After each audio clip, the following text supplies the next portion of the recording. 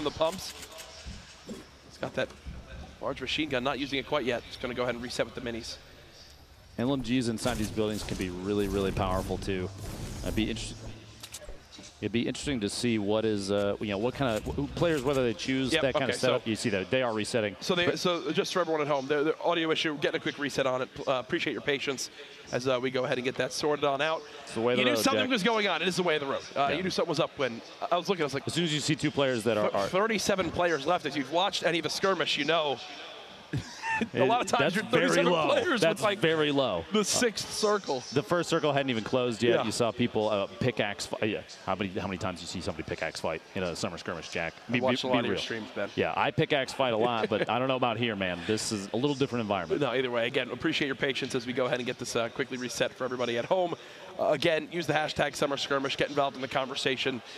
It's one of the big talks right now of this whole PAX West area and what's going on. Can you blame them? $1.5 million on the line right now for everybody. You could be here locally, register, get here in time to register, play in, and win a crazy amount of money. Nuts. And you know, it's a life-changing amount, as you mentioned. I think the big thing for me is just going to come out and see who some of these guys who have played well online, how well do they adapt to playing well in a LAN environment? Because there absolutely is a difference. You're not in the comfort of your own home. Some of the peripherals are different. How does that affect them? I think the best players will rise up above that here today and this weekend. My opinion, though, the thing to take away from this is everyone's playing on the same setup. They're all the same machines. Like you said, they're all on the same peripherals. Absolutely. They're even forced under the same in-game settings, which means the number one factor is skill, and I love that. You can see some of these players, an opportunity for them to shine. These shots here that you see on your screen right now, this room that they're in, it's a black box for playing. You know, everybody, it's the think tank of gamers down there, getting ready to just go crazy, go after each other. You know, you love it. As again, you see everyone talking on there, getting everything sorted on out. We'll get that issue figured out, and we'll get right back into the action. For now, though. On your end, we're obviously seeing a lot of stuff going on in game. One big thing that's happened this week, the introduction of the Shockwave grenade. Oh, yeah. And these pro players already have started to figure out exactly how to utilize it for those late game scenarios. We were talking about the clip from Poach earlier where he winds up using the Shockwave grenade to blast through someone's build. Literally through someone's structure in a scrim while they're trying to heal, and just flies in, double barrel shotgun in hand, and gets the elimination. And you can't predict those kind of things. And I think that's the additions that Epic has put into Fortnite for competitive play, especially a grenade like this. They change the game every time. They just kind of try and mix things up so that no one can ever really get comfortable. And that keeps players on their toes. They have to adapt, because you'll see the truly competitive, the top skill gamers, these players, they will change up the way they play if something in the game changes, they require it, you know? Yeah, I think the big thing is that, you know, that new shotgun that's been added on, and it's so popular now for those late game scenarios. You get a quick edit, take your 2 shots, and most times it's enough to eliminate your opponent. I can actually speak to that directly. Last week, I believe it was Outlet pushed through a ramp on me and jumped through the double barrel, and that was all. That's all she wrote. That was all over. Yeah, and those kind of plays, that's the stuff that we want to see here. Those players, they're going to push to the top of the roster. They're going to win these heats. They're going to win the qualifiers. They're going to make it to Monday. $1.5 million in line. Remember, if they get there, just getting to Monday is $5,000 minimum. Yeah. And remember, that's just $1.5 million that was spread out now for this event. Throughout Summer Skirmish up to this point, it was what? I think in total it was $8 million in prize money up for grabs. As a look at some of our players, that was an interesting. Maybe we should add that as an emote into the game. Nate Hill on your screen a second there just got signed to FaZe to play Fortnite competitively, which is fantastic. Pretty good. He's a player that has, we were talking about before, people that have come up basically out of nowhere and said, hey, I'm worth watching. Yeah. No, I actually, everyone's kind of got their skins that they rock in game. Yeah. Nate and his teammate for the recent weeks have been rocking the kind of the soccer skins or football skins. And there was one moment where I literally began to get an engagement with them, and I told Asteria, I was like, we should just not do this because it's Nate and his teammate, and they're very good. You know who they are. Let's just look for maybe an easier target on the map. You look for Dr. Lupo, right? Hey, I didn't want to mention it, but yeah, that's exactly who I'm actually looking for. It's funny you mentioned the skin reference, people identifying certain skins. I believe, and correct me if I'm wrong, 72 Hours and Chap have been doing the same thing recently with those bandit skins. Don't they typically rock those? And because I recall last week seeing those running running around and doing exactly what you said, choosing to not engage because it's a fight that they're just so good. Yeah. They're so good. You got to show respect to the best players out there. And please, I will run away from that and feel no remorse. But again, just getting things sorted out. Appreciate your patience, and we'll get on into the action. Just to reiterate for everyone at home, tonight we'll be having 6 matches played with the point breakdowns. The top 33 from tonight will be into Monday, where they compete for the majority of that $1.5 million in prize money. And that's honestly, anyone can win it. When you come to this event, people say, who are your favorites? Okay, if there's probably one pick for people out there who follow competitive Fortnite a lot, I'd say a lot are probably looking at Vivid to do a lot this weekend. I would say a lot of people are. He has had, he won 4 of the previous summer skirmish weeks already, which is the prizes from that alone are massive. Yeah. You can't even, you don't even know what to say about that. Those victories, man. Yeah. And that's fantastic because he just joined Liquid as well. People were waiting to see which direction he was going to go, what team he was going to sign with, because he was extremely sought after. And waiting until later in summer skirmish for him, what a brilliant move. His stock went up every week. Yeah, exactly. Literally, yes. His value I'll add another zero to that contract. It's got to be increasing daily. Yeah. Just from his stream alone, people are seeing how he can play, playing in scrimmage games. And we've seen a lot of players get deep into the scrimmage games recently. Some of them stream it, some of them don't. In fact, specifically, we've seen Myth scrimming, but not streaming it. I think the move there is to try and take a more competitive stance because he wants to get really deep into the game. He wants to push all distractions aside and just focus up. It's tough. I mean, as a content creator / streamer, while trying to also be a pro player, there's a lot on your plate, and you got to kind of put in the time that's needed to compete with the best. So I think we'll see that this weekend. The players who put in the time will definitely filter towards the top. On my screen, spoiler alert, I'm starting to see the lobby get started on up. So we're steps away. We should be getting back into game number 1 here soon. Off the break, though, with that first bus, we saw just how much people stretched. Oh, yeah. Far away. It's kind of like a mind game because you're used to, I'm landing a normal game. There's going to be this many teams at retail, this many teams at Salty, this many teams at Tilted. That's not the case here by any means. Like you said, competitive gamers, they choose, they have very specific drops. And speaking of set drops, let's jump into the first game. We're getting ready to kick it off here. That is a professional cue to get into the action. Transition, Jack. I love it. What a transition. Strap in.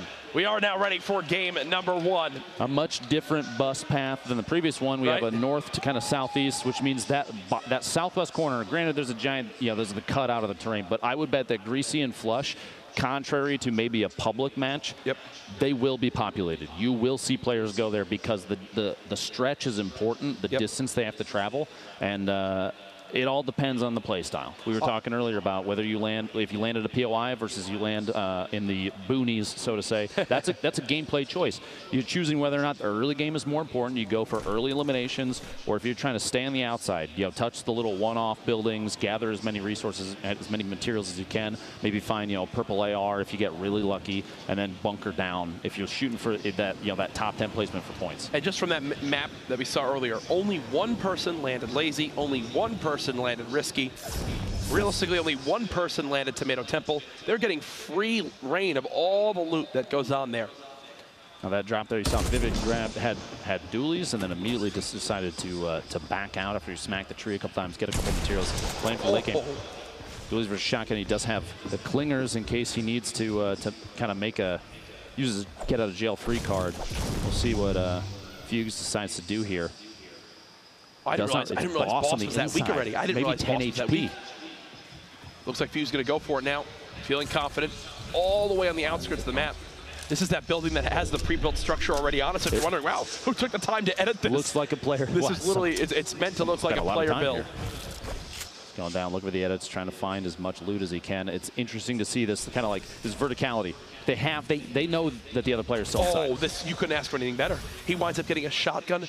Or sorry, he winds up getting the bandages out of it, which will help him heal on up. Found the shotgun on the ground. What's crazy, too, about this building is those are neutral walls, so anyone can edit those. Yeah. DMO over here, just digging through as much loot as he can. Got lucky. Found some minis, which is going to be super important. Early game shield. You see, he chose the gray AR over the gray burst. Low ammunition, low medium ammo count. A burst is going to be really bad. You're going to throw bullets away. You don't want to do that, especially in a game like this where you don't know how much ammunition you might be gathering. That's actually the location that I landed in for the Pro-Am back at E3. But now as we swap perspective to basically the opposite side of the map. Yet another top-down, 2 players stuck in the same building. Back over Fuchs gets the elimination on Boss. That's a big takeout there. Boss, an excellent player. I'm sure next game we'll be looking to make some big plays. Right, and again, going right back to healing on up, over to Vivid now. He's on the outskirts of the map as well. So he's in a fight with Wheats. He's only got 1 build left versus Wheats out here. Suppressed SMG, standard SMG. Wheats trying to make a move in there. He's sitting on 16 builds possible versus Vivid's 1. That suppressed pistol, 38 headshot. Vivid's accuracy coming out and here. There you go. The rift Wheats out. had a rift to go. He's going to go ahead and try to spot exactly how this plays on out. Vivid, if you do this. Hit these shots. You know you want to. And he chooses not to, taking just a couple. I think the decision to conserve ammunition right now more important, and potentially other players coming in, because those fights, especially if you're not using a suppressed weapon, you're sending up a signal flare to everybody else. Hey, I'm over here, and I might not have shield anymore. Oh, Gorilla is maxed HP. Another fight going down versus Nibs. On top of the building. Nibs does have that tac shotgun. What a huggable guy flying in your. And you saw in the previous engagement, those pyramids are used all the time by competitive players. You know, the flat surface and pyramid on the top to kind of double up. Ooh. Oh. Fulmer gets the shotgun down on the huggable guy before he can break on out. Back to the fight we saw in the mansion just outside Greasy. Such a low material count. These fights so awkward. Top players. I mean, you almost feel naked in this game when you don't have over, what, 600, 700 material in your inventory? You'll notice, too, right here, Nibs is even mid-engagement, swapping the pickaxe. Gives us a couple smacks, grab a little bit of material, because that can mean one surface can mean the difference between winning an engagement or losing. Absolutely. And we did swap weight for a second, but Gorilla, who we saw had max health, was actually dropped to under 60 HP. There's a look at the map for a second, but let's dive back to the full screen action as I believe a third party has entered on into this fight. Like tempo Payne, you see the shots from the feed. Payne got the elimination on Gorilla, and Nibs versus Payne, this little build off here. Low material build off, and Nibs can't even build. He's got 9 wood and nothing else, so he has to back out. But you gotta love this play. Here Immediately forfeits the high ground. 122 brick, and now this is back in the fight immediately. He's gonna build up, kind of can himself in, push inside the building to try and throw Payne off so he can't track him. Payne, a ton of materials, and he's got a brilliant loadout here, Lupo. Grenades, he's got the swap weapon between the pump. The shot, when it looks like it bounced back out, he's gonna push up this little build off here, and the quick edit, the shotgun. Oh, and the Payne had the shotgun swap after the fast edit, dropped down, and just barely missed a shot to the target's left. Nibs getting the elimination. That's a tough thing, right? The tactical shotgun, you kind of feel it. Yes, it's not as strong for those heavy damage hits versus the pump, but you can kind of consistently get out that damage. On the other hand, there for Payne, he uses that pump, and when he misses, the first tack hits from his opponent, he immediately goes, oh, all advantage I had is now gone. Big mistake. He tries to swap. At that point, there's already been 2 more tack shots fired, and it ends shortly after. Hysteria in an awkward position here. He's low got on materials. He can build up a little bit, but his base is falling. He's going to try and build to counter it, and it's not enough. The fall damage is too much. Nibs gets the elimination on Hysteria. Here's some Vivid earlier on. Vivid, yeah. Swap on over to him, gets an engagement. There's the quick cleanup on the Diggy, and look at the loot there. Vivid, who we saw just had a silenced pistol earlier on with just 73 HP, now has some shields, has a limb. He's got some great weaponry as well. The big thing, though, is the ammo. The big thing is the ammo. Sitting very low. Pretty much everything except for the shotgun is not. You're not going to be able to reload those, and that means that he has to make really confident, intelligent choices on engagements. So real quick for everybody at home, 5 players with 2 limbs so far on the verge of earning themselves a point. Dremin, Replays, DMO, Sofa, who was the winner from Heat 1 earlier today, and then Nibs. We've watched a lot of his action outside of Greasy. Again, here's the benefits of this spectator client. Shout out to Epic. Awesome updates happening in the game. Wonderful information. Now, actually, just right there, DMO was eliminated.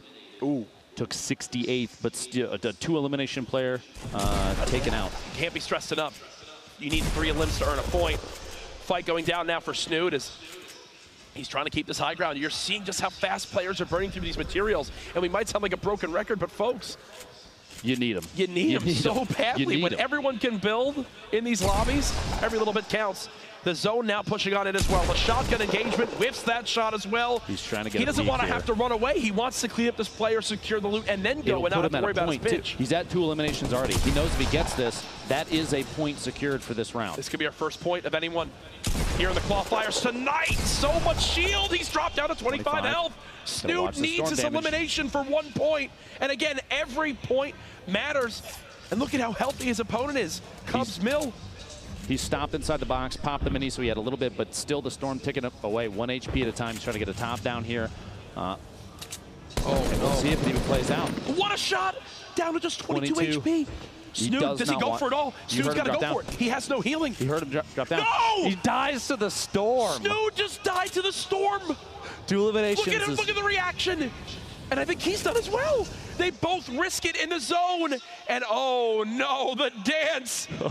Star power, unfortunately, won't help you there, buddy. That's heartbreak for Snood. Heartbreak for Snood. Back if you're in Mars Cities, this was earlier near the beginning of the game. You see taking Jota out, 64 down to 63 players remaining there. What a set of plays. The drama in the Storm. That kind of choice to just say, nope, I'm done, and just dance it out. I can respect that. That's one of those stories that we have to keep in mind as this goes on. Snood missing out on that 1 point opportunity. You know he's kicking himself right there. Saint, who played a ton in the summer skirmishes up to this point with OP. Triz in the feed taking out Nate Hill. Oh, Nate Hill. Player I mentioned from FaZe earlier, an excellent player. Yeah. Going down. Now, Saint versus Ream 57, a little, some edits, some preemptive edits here. Looking for the drop down. He closes the roof. Do you see how fast? Close the roof above him just in case. Just in case. I don't know how they do it. The big thing for him, though, 2 big shields, too. He's already at max HP. He's in a good situation. Now, here's a look at the zone. And Ben, I'd love to hear your thoughts on this. You see a players number of all around the outskirts, but what are the benefits of getting in the zone early on when the zone updates? They call that gatekeeping. Okay. You have an opportunity there. You get inside the white circle, the safe zone for when the Storm moves next, and you can watch for incoming players. People that might have been, they might take engagements from other players that are trying to push in the safe zone. You just sit in the top of your 1-by-1. We've seen in previous summer skirmishes, players like Tfue will pick up a scoped AR. You did it to me with a thermal. I did indeed, and I That's apologize why I asked for you. that. You did it last week. Remember, Jack? No, you'll see players sit at the top of these things, and they'll wait. And it's not necessarily slow play, it's intelligent play. Yep. They're looking for chances, opportunities to take on people that are in disadvantageous positions and say, I'm here and I can get the last shot on you, because every elimination counts. Like I said, if they get to 3, that's a point. Yeah, and this is a very awkward scenario right now for 72 hours, and here's why. The man has no shields. He's got the Storm at his back. He's got to push forward. And only 75 HP. He does so have many 5 things one-shot him. He's got 5 bandages. He can fight against Storm damage a little bit. It's not going to tick for more than 1 until it closes, and there is a launch pad that he could use. More bandages as well. It's kind of like he just sort of won the bandage lottery there, sitting at 10. And you can use the launch pad and try and fly past these players. The choice to avoid an engagement rather than take it is a huge one, because that means that, especially somebody like 72 Hours, he knows the right thing to do there is worry more about the Storm and less about these people that you know they're going to end up fighting each other. Like Blue T and Replays right now, a little bit of a build fight. Replay looks like he's looking for a snipe shot. You see him he's jumping and whipping back. Here it comes. Oh! There it is! Replays with the headshot on Blue T. He's in FaZe. It's got to have a sniper. I'm pretty sure when you join FaZe, there's like a contract where you can only use snipers. I guarantee in those cool scenarios. The thought of a 360 went through his head before he hit that shot, and that put him at 3 elims. That's a point. And now he's the second player. Actually, Dremin hit 3 elims earlier on. Ashton with an engagement. The drop there, putting him down to 18. He was at 51. Took some shots from the player that he's in a fight with here. And those little triangle builds, building up. Not enough. Dester gets the shot in there on Ash, who pushed through the wall. The spray down of the surface. You saw him kind of try and whip back, block him out, but it wasn't fast enough. He snuck inside the box and got him. But even right here, Flame is sitting on the top of the tower. This is the situation that a lot of these players are going to face, is they build into these boxes, these cathedrals, and there's more than who you know. Gatekeeping. Exactly. Vivid waiting right there at the edge. Just trying to pick up what he can. A heavy sniper here. Hand the fugue, but he's going to try and shoot down that green AR, just spamming out the build. This is again for his 3rd elim, and we sound like broken records with some of this stuff. The points they're so important. The points are everything again. if you get 3 or 4 limbs, you earn yourself 1 point. 5 to 6 limbs is 2 points. 7+ limbs is 3 points. And then there's also points for placing. Placing is 4th super through important. 10th, you earn 1. 2nd and 3rd, you earn 2. First place is +3. The edit there, do you see that? It replaces the wall, places the wall, edits a window so fast to try and get the shotgun, the pump shotgun shot off. He's going for it. You see every time. He got it, he got it! Right there, gets the shot. What a fast edit. He's doing such fast edits, he's confusing himself as he's just trying to get in the box. Swapping down over to Dester. And 5 HP. And there's the drum gun. Right now, Dester just holding down left click, trying to keep the wall up. Turbo mode coming in clutch for situations like that where he can just keep his opponent out as long as he's got the build up, holds down that left mouse click. And this is almost a must. Flame. What? 5 HP in a dream. He popped 2 minis. So he's at 55, but he didn't take. Oh. He got 3 limbs though. He got 3 limbs. It's a point. Turkey Lips coming in third partying, basically a melee combat third party to try and get the last elimination. And third partying is something that we talk about so much. If you watched any of the summer skirmishes up to this point, I'm sure you've heard the commentators talk about it. Why is third partying everything in these events? So you have 2 players like this right here, 72 versus his opponent right now. There could be a, we'll say, third party that can come in and somebody that knows that there's a fight going on. Assuming they're weak, damage. Exactly. Get a free kill, and say, this elimination is mine as well. Now, you see on your screen, 6 players right now, even though Replays and Dester are both eliminated already, 6 players already have 1 point from this first game of 6 for this evening's qualifiers, which is huge. Yep. You're going to see a lot of players play safe, especially the ones now that have that point obtained already, because it's just a smart play. TB Fulmer actually just moved up there as well. 36 players remaining as we move in towards our next zone. This was Turkey Lips earlier on. I think this is when he saw that, push. That free little limb as he went for it here. Quick break, and then hello. That new shotgun, man, the double barrel is something special. An intelligent play there, too, to wait until what is essentially the fight has played out. So, there's no reason to push in early because you don't know what they might be carrying. Imagine pushing into that box and there's remote explosives on the wall. You put yourself in a situation where you're going to get eliminated. He waited to the last second and said, okay, now he's healing. They listen for those audio cues, the bandage sound, the drinking the minis or the big shield, and they know when to push in. Ladies and gentlemen, we actually just had our first player hit 5 limbs. Fulmer just got 3 limbs in the last 30 seconds to move from 2 to now 5. That'll net him at 2 points so far this game, but the action, as we see Nibs, who's already got a point on the board in total, he's out of materials, no builds left, and he's out of luck here. Basuji taking the elimination just as the zone is closing in, but Struggs is up top. This is that third partying that we were talking about. He's got a window edited open. He's just tapping down below, seeing if he can pick up that last elimination. You have Horrified. Fuzzy's like, please no one know I'm here. I'm down here with 1 HP, guys. Don't worry about it. He's got his hunting rifle out, but you know he's not going to engage anybody. That's a play for position and knowing that if he steps out of that box, that's going to be all she wrote. Yep. Horrified trying to take some shots there. Struggs, you see earlier, I was talking about Struggs third partying from the top of that tower, gets the elimination of Basuji with the rifle shot 82 meters out. Nades coming in and just waiting to see if he can hit that hunting rifle shot. Exits had a campfire, cozy campfire used in there. Powder underneath Horrify there. Punisher taking shots, just the purple AR tap fire in these buildings. Some stink grenades to try and push an opponent out of their position. Because Punisher may or may not realize there are 2 targets over there. The second one back to the left and actually lower than the one that he was engaging. Here you go. Fulmer did go down, but he is at the top of the board, 5 eliminations, which puts him at 2 points. The only player right now with 2 points in this game. Yeah, and Turkey Lips is close. I think the big thing for Turkey Lips right now is he's only 6 meters, 7 meters from the zone. So he'll be able to rotate quite quickly.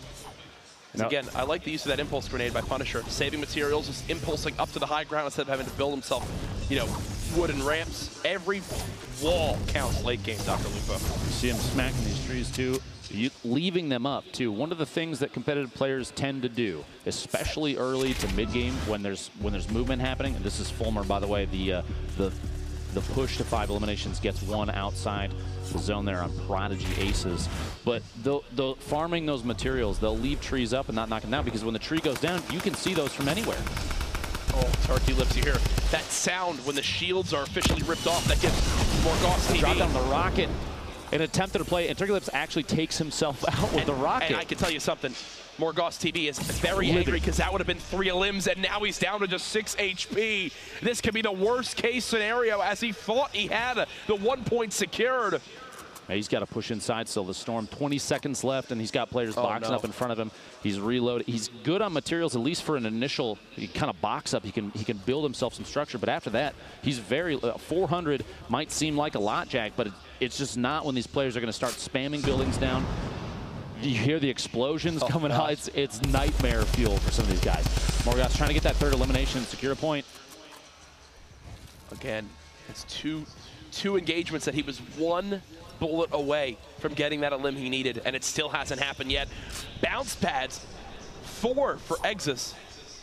You see the setup he's running right now, too, is very much a close range, a close engagement setup, because these games kind of run to small circles very often. The map is getting tight with players. People are going to start stacking up on top of each other, and you're going to run into close quarters engagements way more often than not. Speaking of, the double barrel, Horrify goes down. After the swap to the drum gun, he's going for as much healing as he can. The mini is going to come in clutch. He just got dropped to 23 health. That was 1 bullet again that Morgoth wasn't able to get. See, it's Wheats now moving closer. 4 players in this one area.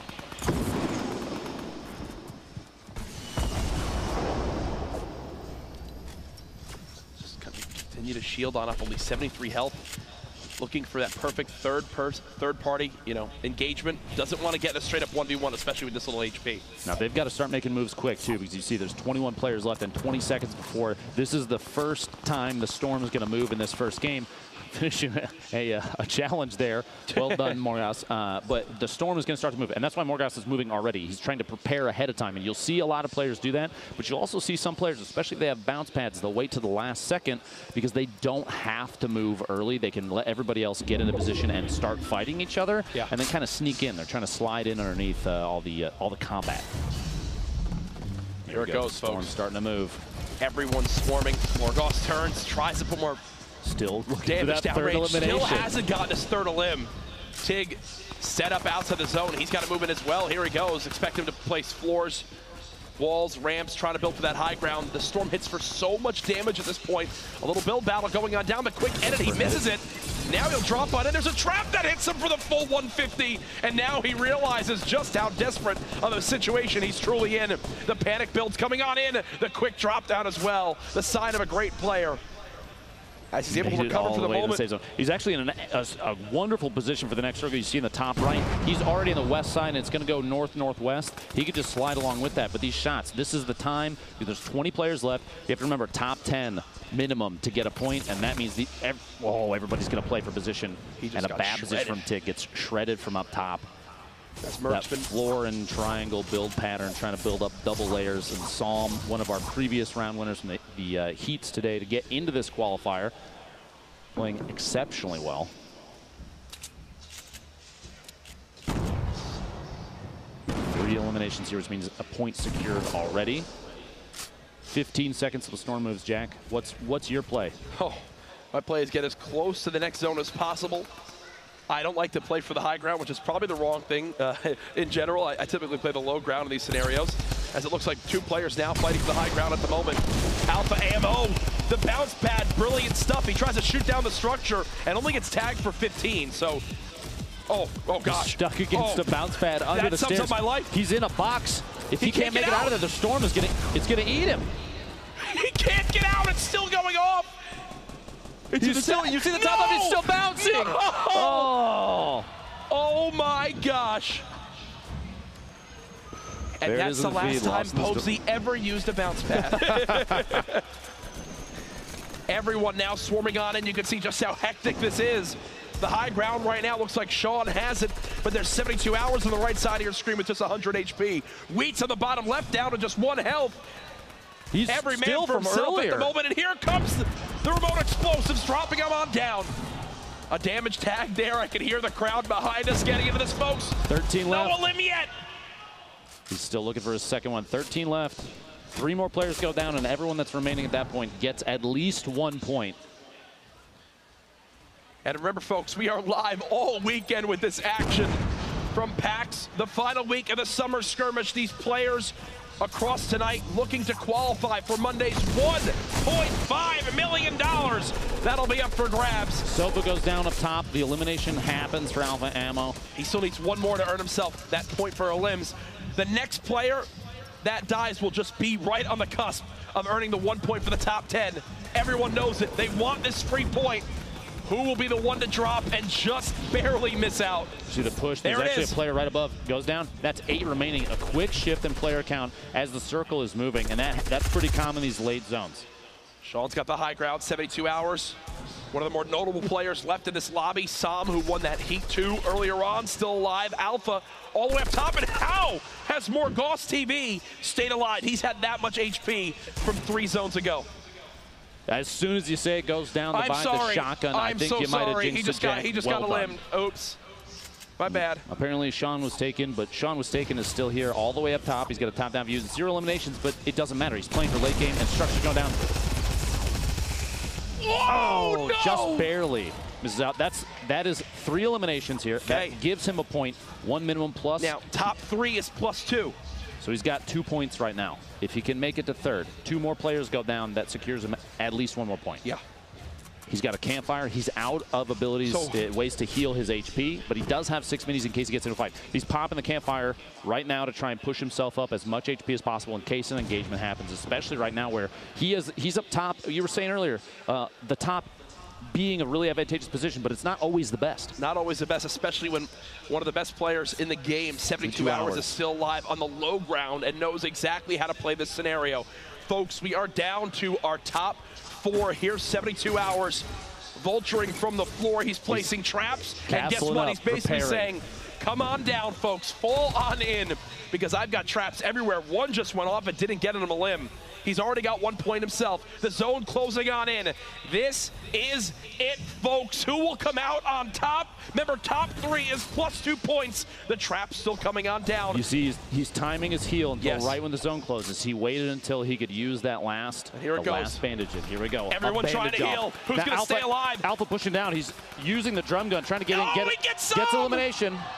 Uses a bandage. Not going to be enough. Alpha dropped. Strugs wins! Strugs wins! Strugs wins in the final moments with just 20 HP, trying to heal on up. As you saw, everyone was basically on top of each other. It's a heal fight, but in the end, Strugs with what? He only had 1 limb, but a victory will earn him +3 points. Down to the wire, it went there, and here's the final moments again. He had 0 build left. All it was, you hear the spam clicking, just use the bandages, and you can hear the shots. At this point, though, Strugs' mind is basically thinking, I'm either going to get a heal off, or I'm going to go down. Look. He doesn't even rush. 5 HP remaining. Even he didn't believe it. There you go, my friend. Congratulations on the victory royale there. The heals at the end. One of the toughest moments at number 1. There you go. Our game 1 winner. Down to the wire there, Lupo, but I think that's a sign of what's to come here tonight. Those final couple points for those high placements mean everything. Every time the circle moves, every time it closes, or every time, especially late game when it starts to actually relocate, you're going to see a lot of eliminations come out. And like you saw there, before even the second to last circle, we had 20 players remaining. And because every single one of those players knows that if they survive to top 10, they get at least 1 point. You're going to see a lot of players pull moves like that because going for points, trying to make it through the grand finals, that's the goal. Yeah. Eliminations aren't everything. They do count, and we did see a number of players. Even early in the game, 5 eliminations on a single player is huge. And we saw from earlier, the players that won the heats during the day, they had 5 eliminations. That's all you needed. That's all you needed. 1 big game. That's got to be the motto of all of Summer Skirmish up to this point. 1 solid game is really all you need in some of these scenarios, but we do have a couple replays to look through, and ironically enough, the first replay is from replays. Of replays. The shot. we were talking about it as he lined it up too. Boom. Bang. The shot on Blue Tee, a quick headshot. What a challenging snipe. He's got to hit this opening window to earn himself the 1 point. Even on the drop. Yeah. Look at this. Oh, you hate to see it, but you love to see it, Jack. It depends on who you are. Blue Tee hates to see it. Hates to see it. Any Phase Replays fans out there love to see it. I can promise you that. And that was just one of many of the great moments from that first game. We also have Turkey Lips, who was one of our higher players in elims from that first matchup there. Put on a little bit of show for everybody at home. Let's take a look. This was a third-party opportunity we were talking about earlier, knocking the floor out and the push in with a shotgun. After Dester had just been in a fight right before that. The listening for those audio cues, and then you see here, after get that elimination, immediately shifts over, the rocket to take the structure out and fighting a player outside the zone. Even if he's not landing hits, that player's HP still decreasing. Yep. He's still getting closer and closer to another elimination and potentially a point. Wow. Well, we saw it there. Dramatics down to the final moments. Again, hashtag Summer Skirmish online. Give your predictions for the weekend now. So guess what? When your player potentially wins, you can tell you all go your and friends show that right. tweet. Yeah, I said it first. Pull up that Instagram post, anything. Now, I called this. I put my money on you, Jack, just saying. That's not possible for me to win. Not necessarily to win, but I put my money on you. Thank you, Ben. That means a lot to have. We do have another replay to show. This is from Posey, where he had a little bit of an awkward run-in with the bounce pad. Posey versus a bounce pad. That's a bounce pad malfunction on his end right there. It's not good to place bounce pads under things. He's trying to shoot the wall out and trying to sneak his way out, and just was not fast enough. That's hands up. I can't believe that happened. And I'm going to be honest with you. I know that feeling. That's a tough one, man. You get stuck inside. And he put it down at a time where it was advantageous, yes. But then the build over top of him, there was a roof after the stairs went up to. He got stuck in a box, and as the storm, the worst time possible as the storm was closing in. Listen, well, it didn't work out for Posey there. We do have a winner from game number 1. I believe Struggs is down on the floor with Zeke with an interview. Zeke, gentlemen, what's going on? Hello, can you hear me? We can indeed, Zeke. We can indeed. Great cast on the day. You guys are beautiful. Never forget that. Guys, that was a crazy game 1, and I've got the winner here with me. Struggs, come on over. How are you feeling after that crazy game 1? Kind of crazy. I can't really explain it. I'm just trying to look forward to the rest of the tournament, to be honest. Now, what were you thinking in those final moments, right? It's you and 3 other players. You're at the top, and what made you decide we're going for the heel off? This is the moment. I was mid-ground, and, like, I had no mats left. So I was like, the guy below has trapped 2 up top. I was like, I have 8 bandages. Might as well try and heal. Now, this was obviously the end game. So where were you at in mid-game? What was your plan of attack? Super passive, early rotate. I, like, centered myself in zone really good. Fantastic. Now, finally, what is your tactics, your strategy going in? This is only game 1. You've got 3 more. Yep. What is your strategy going to the next few games? Honestly, probably going to do the same thing. Maybe a little bit more kill incentive, just because that might work better, but probably the same thing. Fantastic. Well, best of luck to you, Struggs, in the following games. Back to you guys on the desk. Thank you so much. Appreciate Good it, stuff Zeke. there. Good luck. Have fun next. You see, Zeke, I think it's going to be his challenge to have as many weird handshakes as possible. But just so you guys know at home, there has been an update for the format for the qualifiers for the next few days. These nightly qualifiers will actually just be 4 matches through the night instead of the full 6. That was a recent change that just came on out. They wanted us to address here. Either way, still a lot of Fortnite action. Don't worry. We're just getting started, Jack. Yes, we really are. And that was just game number 1. Already what we've seen, heel-offs, build battles and edits. We've seen crazy headshot snipes. Headshot snipes that are brilliant that I wish I could hit. One day. Both of us, my friend. One day I'll get there. One day I get there. And I'm seeing on my end, they're getting the lobby all set on up for game number 2. We already have some players with the points on there, but there's a lot of exciting stuff to come here in Fortnite here soon. One of the big things, though, is the new limited time mode to come. I've got a ton of information to fill you in on. Fortnite presents High Stakes. We are super excited to give you the first look at High Stakes, a brand new event coming to Fortnite next week. High Stakes is made up of a brand new limited time mode called The Getaway, a new wildcard outfit with selectable styles, and a free set of challenges that unlock rewards. Tune in tomorrow for a first look at the outfit and glider that will be coming to the item shop when High Stakes launches next week. I mean, come on, Look at his skin, Jack. Might be the most. Are you kidding me? Are you kidding me? Are you kidding me? A jeweled llama. I want that thing. Where can I get one, Jack? I want one in my house right now. By, I think, just playing? I don't know. I don't know how else you can get one. Is that? Yeah. Wait, so I play the LTM and I get the jeweled llama. Well, No, I guess that's the only option. I'm not confirming that. That's above my pay grade. I don't know. But either way, that new event comes next week. Tune in here throughout the weekend to see more and more about it, because I'm sure there's going to be a lot of reveals. Always excited to see new, fresh stuff coming to Fortnite. I'm excited. And anytime they kind of add something new, you see players develop new strategies to play, new ways to like build around their opponents, and the crazy setups that they change and utilize. And there's going to be so many things coming out from Epic. It's going to make your head spin, Jack. It's going to make physically your head will spin, which is really bad for you. I don't know any of it, But if you it did, sounded. I mean, it look sounds at, like look at it's their gonna be track cool. record. Every week, I feel like they're hitting us with something new. Oh, no, And they have. I guarantee you, it's not going to stop. You love to hear that. You absolutely love to hear that. And I'm all for it. You know, we know Season 5 is probably the end's on the horizon. All of us out there wondering what on earth is happening. What's the cube doing? With the purple cube that's just rolling around the map. What is that thing? It's taking a tour of the map. I've heard so many rumors. It's going to destroy Loot Lake. It's going to suck up Tilted. You think it's going to Tilted? Someone's going to come out of the thing. I don't know what people are, how they come up with this, but I'm with it. I'm with each one. The anti-grav zone that it put down right now just north of Fatal Fields. That's created so many opportunities for people to do some really, there's been clips I've seen on Twitter of people going for just like jump 360 no-scopes. We've been gone for a day, but it's already crawled up that whole mountain and walked to the other side. Still rolling. And it's still rolling. Still rolling. Yeah. That's what happens when you miss out on one day of Fortnite, apparently. Yeah, this is what happens. Why, Jack, we're missing out, dude. I'm going to walk out of here. Imagine. But no, again, for everybody at home, again, if you missed the update, we are just playing 4 matches for these late night qualifiers for the next 3 days, down from 6. Either way, still so much Fortnite action. Game 2 should be underway here momentarily. We will have a leaderboard update here soon for you guys later on tonight. But if this isn't enough, too, if one day is not enough, you're in luck, actually. If you're here at PAX West or if you're at home, you can watch all 4 days online. Yep. We have every evening. We've got these qualifiers in the grand finals on Monday, $1.5 million. And no matter what, if you make it to the grand finals, that's $5,000 minimum. yeah.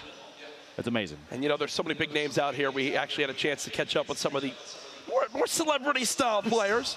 Let's take a look. Oh! No way! Yeah, boy.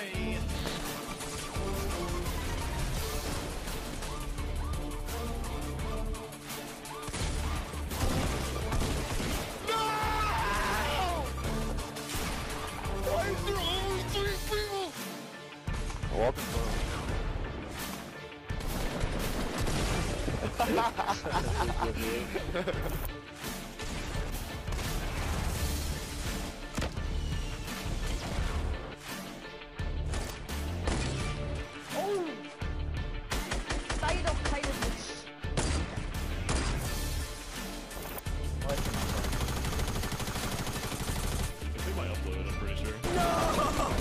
Drive away, driver! Go, go, go!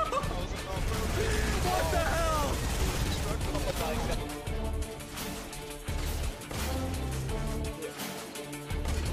Oh! Oh!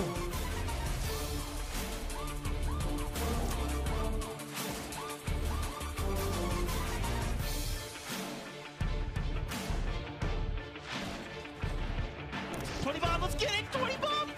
Oh, please, one shot! Let's go! And that was a look at some of the gameplay of some of our top performers so far in the Summer Skirmish up to this point. All of them will be participating this weekend live here at the $1.5 million final week of the Summer Skirmish with action throughout the weekend. 8 weeks and $8 million total over the course of the entire series it's crazy. Yep. It explains a lot about why people have been getting so serious about Fortnite and digging in, trying to improve their game every day that they play. Some of these players spend hours and hours, 10+ hours a day, just focusing, grinding to try and improve every little bit of their gameplay that they can, edits, every build, their shots. You see players jumping into the playground mode to try and increase the, just make themselves as fast as possible. Yeah. And let's see in game 2 here if it pays off. Here we go. We need some noise, please. Ladies and gentlemen, game 2 about to begin. Who will come out on top? We saw Struggs with the heel off at the end last game. For game number 2, which player will rise above the rest and secure that victory royale?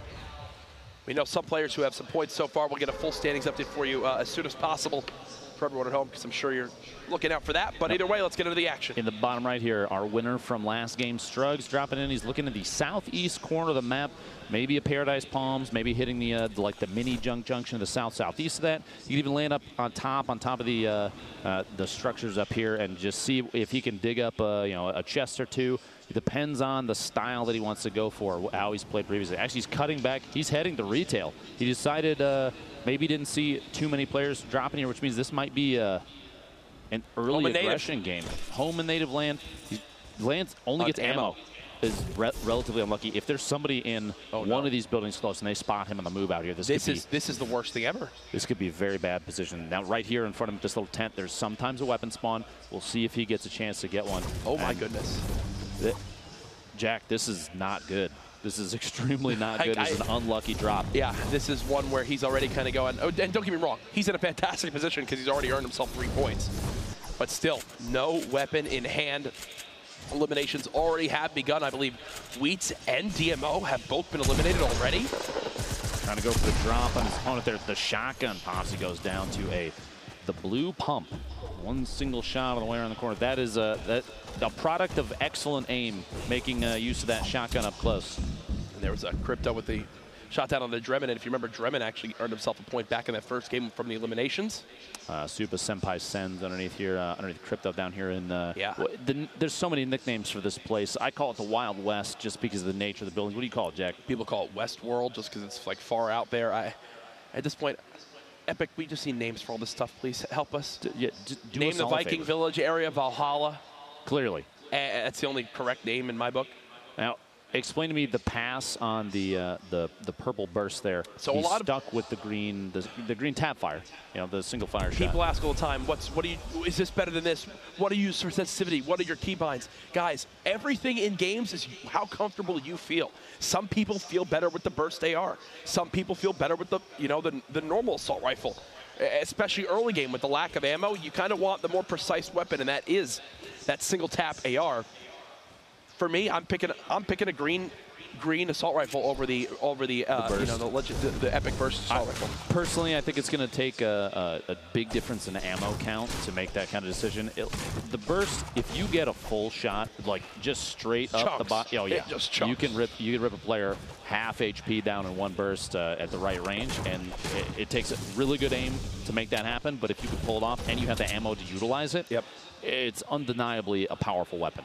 72 hours moving southwest out of retail. Sees a build fight in front of him, and this is a third-party opportunity. He can find who's up top and maybe take advantage.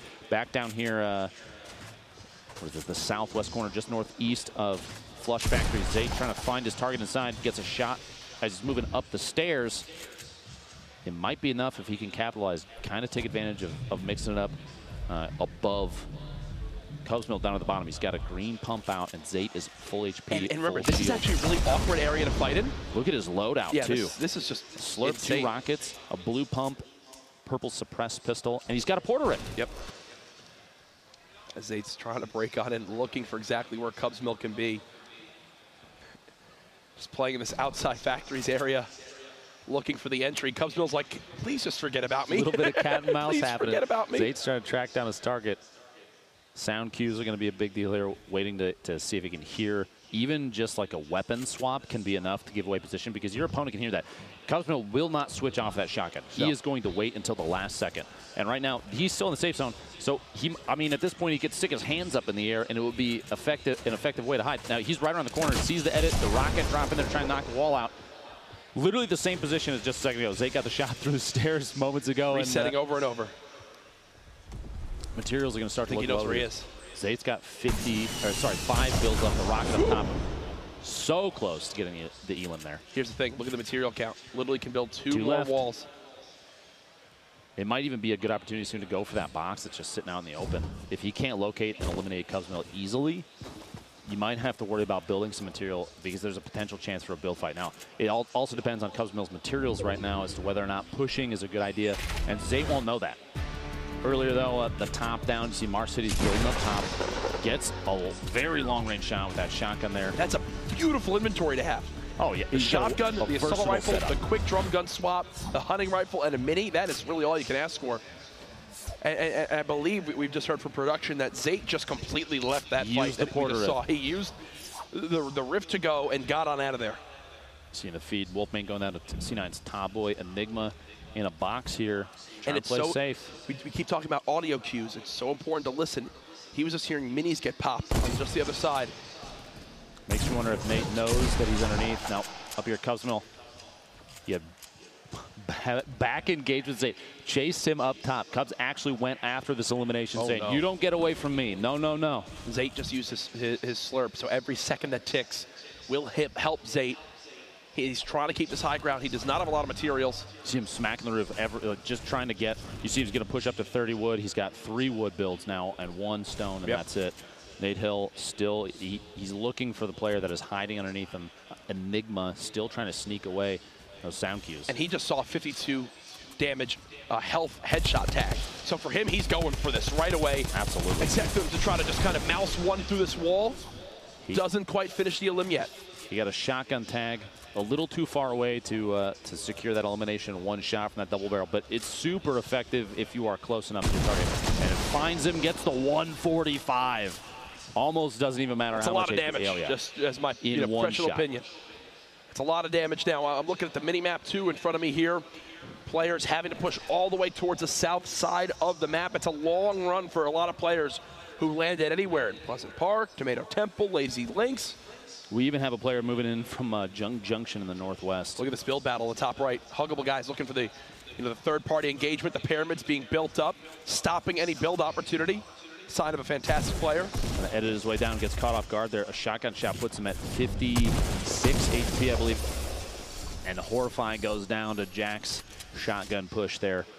Top of retail looking terrifying. I believe Jack is the youngest player on the United lineup for Fortnite. They brought everyone out there from the team. Met up with one of their general managers earlier on. You have 3 players still here on this side of retail, so potentially engagement still happening. It surprises me, though, that with the sound that was made from that, the shotgun shots, they're pretty loud. You're going to have players third party, but nobody took advantage in that moment. But Jack is getting pushed on. His opponent does have a top down on him. What you just saw right there was a brilliant counter build play. Jack went to go pyramid above his opponent, but his opponent, Sean, placed floors below his ramps to stop the ability to pyramid up top, which let him keep moving forward with his builds on the high ground. Full advantage now to Sean in this engagement versus Jack.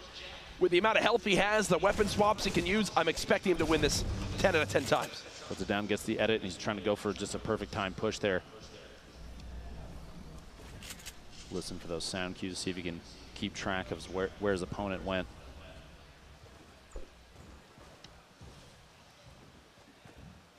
Jack backed out into the storm to get away.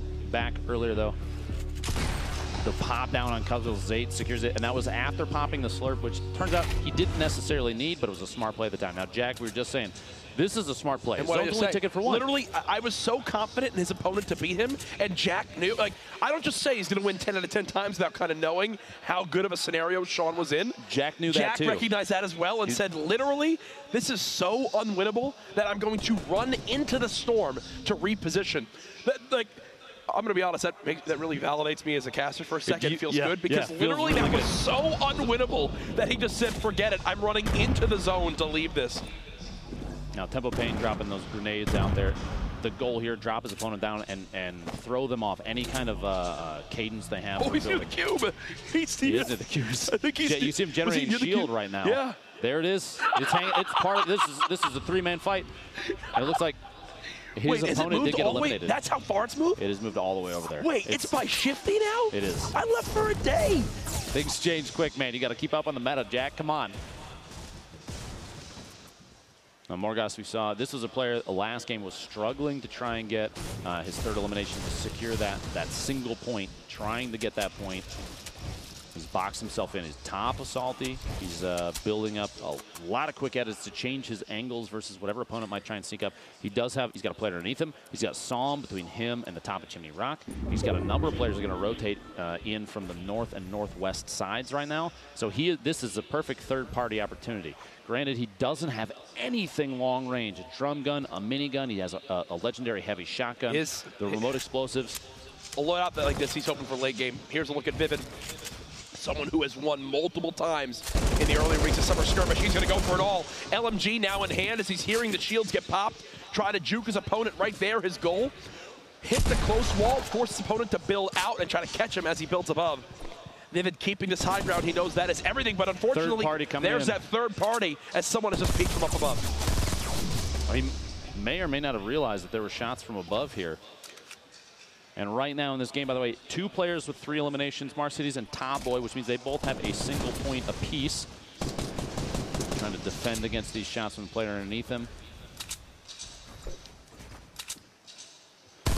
the low shot count that he was getting, that was coming at him, you notice he never built the triangles to double layer the floor. Yeah. That was, I think, the expectation there from Vivid is that, ooh, what a snipe. The expectation being that he doesn't think he's going to get shot at enough that he has to double layer. That means his opponent might be low on ammo, and he can disengage. They're going to disengage.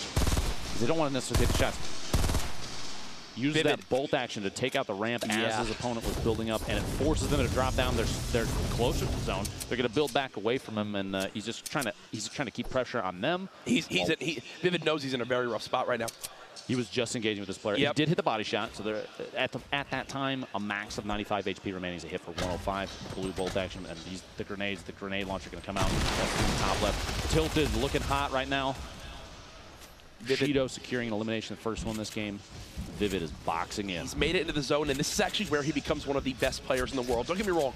Vivid is great throughout the whole game, but where he truly, truly excels is when it gets into little battles like this. These one-by-ones, these quick edits, these maneuvering around the close areas. Look at this. People all around him. Players in that tower, and Vivid is going to stay down below, maybe wait for a third-party opportunity, because if these two are going to engage each other, he doesn't have to push. If you play for position, if you play for ranking, that's crazy important. Now, what Vivid doesn't know is this is actually who he hit with the 105 body shot earlier. Cerverza didn't have any healing. You see here the edge of Salty is that's a lot of players in one spot, Jack. Yes, it is, man. Yes, a lot of third-party opportunities, but also, man, you put yourself out there. Everyone is going to look for that pick. Everyone is going to try and take shots because those sound cues they're going to go off. People are going to hear the gunshots, and you'll see heads popping up like gophers left and right. Absolutely, as people are going to have to move on in at some point soon. Now, this zone, which was crazy that it was pushing everyone to the south. So here's the thing, right? Everyone was having to move to the south part of the map. This third zone, Ben, just stayed at the top north part.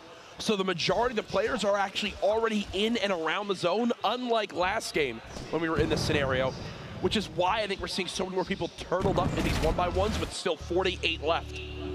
So you're Vivid, who was in the bottom of that tower. I'm telling you, this is where this man works, Ben. I'm telling you, this man works. Catching Cerverza off guard there. The shotgun shot. And they build those catacombs, the multiple little chambers in there in an attempt to throw people off on positioning, because you don't necessarily, if you have 3 or 4 of those little one-by-one boxes built up with the roofs on top, you can't necessarily track where people are, and it gives you the chance to kind of sneak around inside. And like Vivid did there, like you saw, he just edits his opponent straight down, takes the opportunity to take the shot and get the elimination. So a quick update for everybody at home. Right now we have 4 players who've earned at least 3 elims. Top Boy, Jack, Marcides are all at 3. Fugues, who was leading this game at 4, was just eliminated literally seconds ago in 43rd. If I'm not mistaken, I believe Fugues got a point from game 1 as well. So he's been having a good job with the limbs so far. As we'll continue to update you guys on the live scores in game. Now in the action at the bottom right, we're seeing players use those little edits in the pyramids to kind of peek out. So how is this done for players at home if they're wondering how to do this themselves? Build the one-by-one box, put a roof on top of yourself, and then on top of that, the triangle. Dude, the triangle is so important because you can, as soon as you hit the edit key on those, you can pop your head through because the layers show up below the camera. And so you can peek out. They made some changes not long ago to the way that edits were done and kind of filled in the boxes, the platform, so you couldn't see. The triangle on top of a one-by-one still works, still gives you the safety because the coverage is still there, it's still built up, but you can peek out and watch other players' movement. I actually just loved what I just saw from Landjock right there. He threw the Clinger grenade, and recently the Clinger was updated where it no longer instantly explodes when a wall is destroyed. So instead of throwing it on a side wall, he threw it at the top because the new way that Clingers work is when you destroy the structure it's on, it naturally begins to fall down with gravity. So he destroyed the roof, the Clinger then fell on in, and the player got damaged and had to escape. This was Blue Tea earlier on with that double barrel up close and personal. Bye-bye, my friend. That was how Fugues was eliminated from this one. Punisher sitting on the top of one-by-one. He's got the window edited. He's using a little bit of third person to look out, see if he can spot people rotating, and that's high enough he might be able to sneak out. Yep, he can crouch walk out of that just barely and look for a shot. He's trying to sneak his way out. He's going to close it up. These players closing their gates behind him because someone could sneak in. 35 left.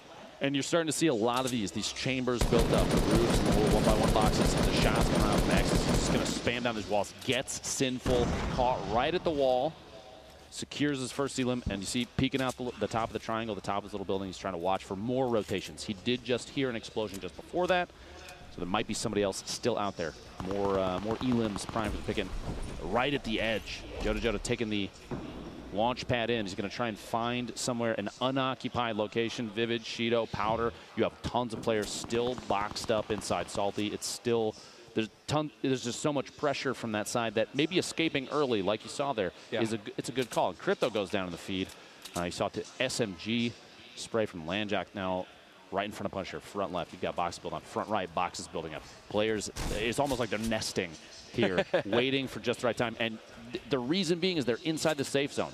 Use the brick, get yourself a good structure in the window edit as Punisher is trying to make his way away, kind of building some catacombs, closing himself inside.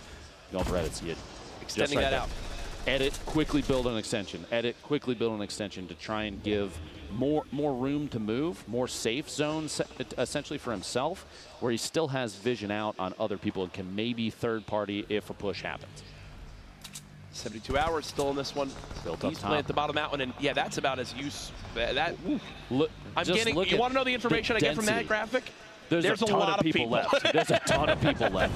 30 left in this zone. The zone is moving into. This is the last time it closes before it starts to move, so things are about to get hectic on these rotations. This is actually more players than even are normally left in this scenario in competitive matches, which are already kind of above, but this is a lot of people trying to play for this late game. Hey, I haven't gotten many limbs. I need to get top 10. People are looking for ranking now to get their points to try and secure for the remainder. Because after this one, there's 2 more games left today. And I think that this happens because top 10 earns the points. Yeah. I think this would be different if it was like a point for top 5, or even if it was only the kind of the top, like third gets 1, second gets 2, first gets 3. People can land in top 10, because you can get and that's top enough. 10 and earn 1 point. So many people change their game plan to, I just need to get 1. And that's why we're seeing so many of these structures just built on up. A little peek shot from Zayt on Nate Hill, who's built up in a 1-by-1 as well. And safe play isn't necessarily slow play. You have to keep in mind, these players, they're used to watching for rotations. You see top of the hill and engagement happening up there. Punisher's watching from a distance, trying to check to see if anybody is hanging out in this single box, and there is somebody in there. The turbo build saving him, just holding down left click with the build out. But they wait for these rotations. They look for opportunities to eliminate, because with this many competitive top skill players, it's not about who is necessarily better, but it's about who makes a mistake first. Because they play for perfection. A lot of them, they know exactly when to move and where to move, depending on the loadout. They know what their opponents are going to do, and so they also know exactly when a mistake happens. You see your Landjack is looking for a third party and somebody that's just outside the zone. So for everybody at home right now, with 25 seconds until this next zone moves, because it's, excuse me, because it's one of the first ones where half of it is out of play, expect to see players drop like flies here. And you can already see people inching on up, not using any build, just trying to kind of sneak between all this. Here we go. A look at the elimination leaderboard from now. 6 players from this match right now. Even with 2 eliminated, 6 players from this match already have 1 point. Jack, Nate Hill, Fugues, Top Boy, Haste, Farika, and Mars Cities. We've been watching Landjack quite a bit here because his play, his edits, and his positioning have been exceptional. You see he's inside the safe zone right at the edge already. Prodigy Ace is pushing away, and the bounce pad to get in, flying over the top of both of them. They're essentially building the same path on top of each other. You saw Jax drop down in the back. He might be looking for an elimination here, trying to push in on a He's already got 4. This would be for 2 points at 5+ elims. He's made it into the zone, but he's got no materials.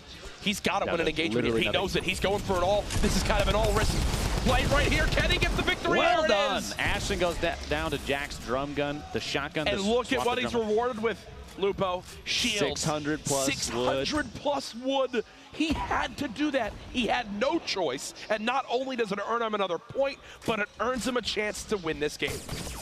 And now he's dead. I'm going to stop complimenting people. You need to stop it, Jack. You've cost 2 players so far. Alliance Powder getting the third-party elim there. I feel so bad, but I don't at all. And the third-party shots there. Lassie's looking up top. top boy, literally on top of the competition. He's already in a safe spot for the next push. He has the best position right now in terms of elevation. He's right next to the next zone. Yep. He can move whenever he wants. His loadout is even, for this late in the game, his loadout is fantastic. 350 wood, 300 brick, 130 metal. He can build a ton of surfaces. He's got the blue drum, a legendary. He doesn't have a lot of ammo. Barrel. He does not have a lot of ammo to spray with. With this few players left, or with the storm moving, I should say, too, he doesn't necessarily have to use the ammunition if he goes for placement. Yeah. He can let people take each other out. You see, this is the time. Especially, look at the way that the circle is moving The up the verticality. hill. People have to move up. You're going to see. Watch the loss in the storms. Already 2 have dropped in the storm, and I don't think that'll be the end of them because the verticality adds a whole nother level. People are going to drop like flies here. From 20 players remaining, now down to just 13. It seems like the rest of everyone has made it on in, but I mean, they are all within inches of each other. Mac actually goes down to the storm. Last second there, that's 12 left. 2 more players go down, and then everyone that's remaining gets 1 point. 1 more goes down to the storm. But there's still, the storm is still claiming players. 27 seconds left to the next move. Reminds me of week 1 of the skirmish. Oh, yeah. Oh, yeah. Sorry, KL. The storm still here. It's going to move to the top of the hill still. And actually, that shot you just had was the direction that it's moving. So it's moving from builds to builds that are already there. And Nate Hill here, player from FaZe, down at the bottom. He's bandaging. He actually got the med kit, the very edge of the storm in off. the last second. Look at this. Looking around. He has quite a bit of medium ammo left, 210 shots. Unicorn's flying across, looking to make it into the next storm. Builds as he's flying, tries to establish himself. Did Looks like he just knocked fall down? He just fell off the map. Top boy getting tagged up, building the floors, trying to build himself a layer, but he hasn't double layered any of this. So if somebody looks up and starts to take some shots, or maybe sees where it's connected, he could get dropped early. Caro's looking back, editing himself through, trying to look for just sneak one shot in, but he cannot build. He's got 5 wood, 2 brick, and he goes down.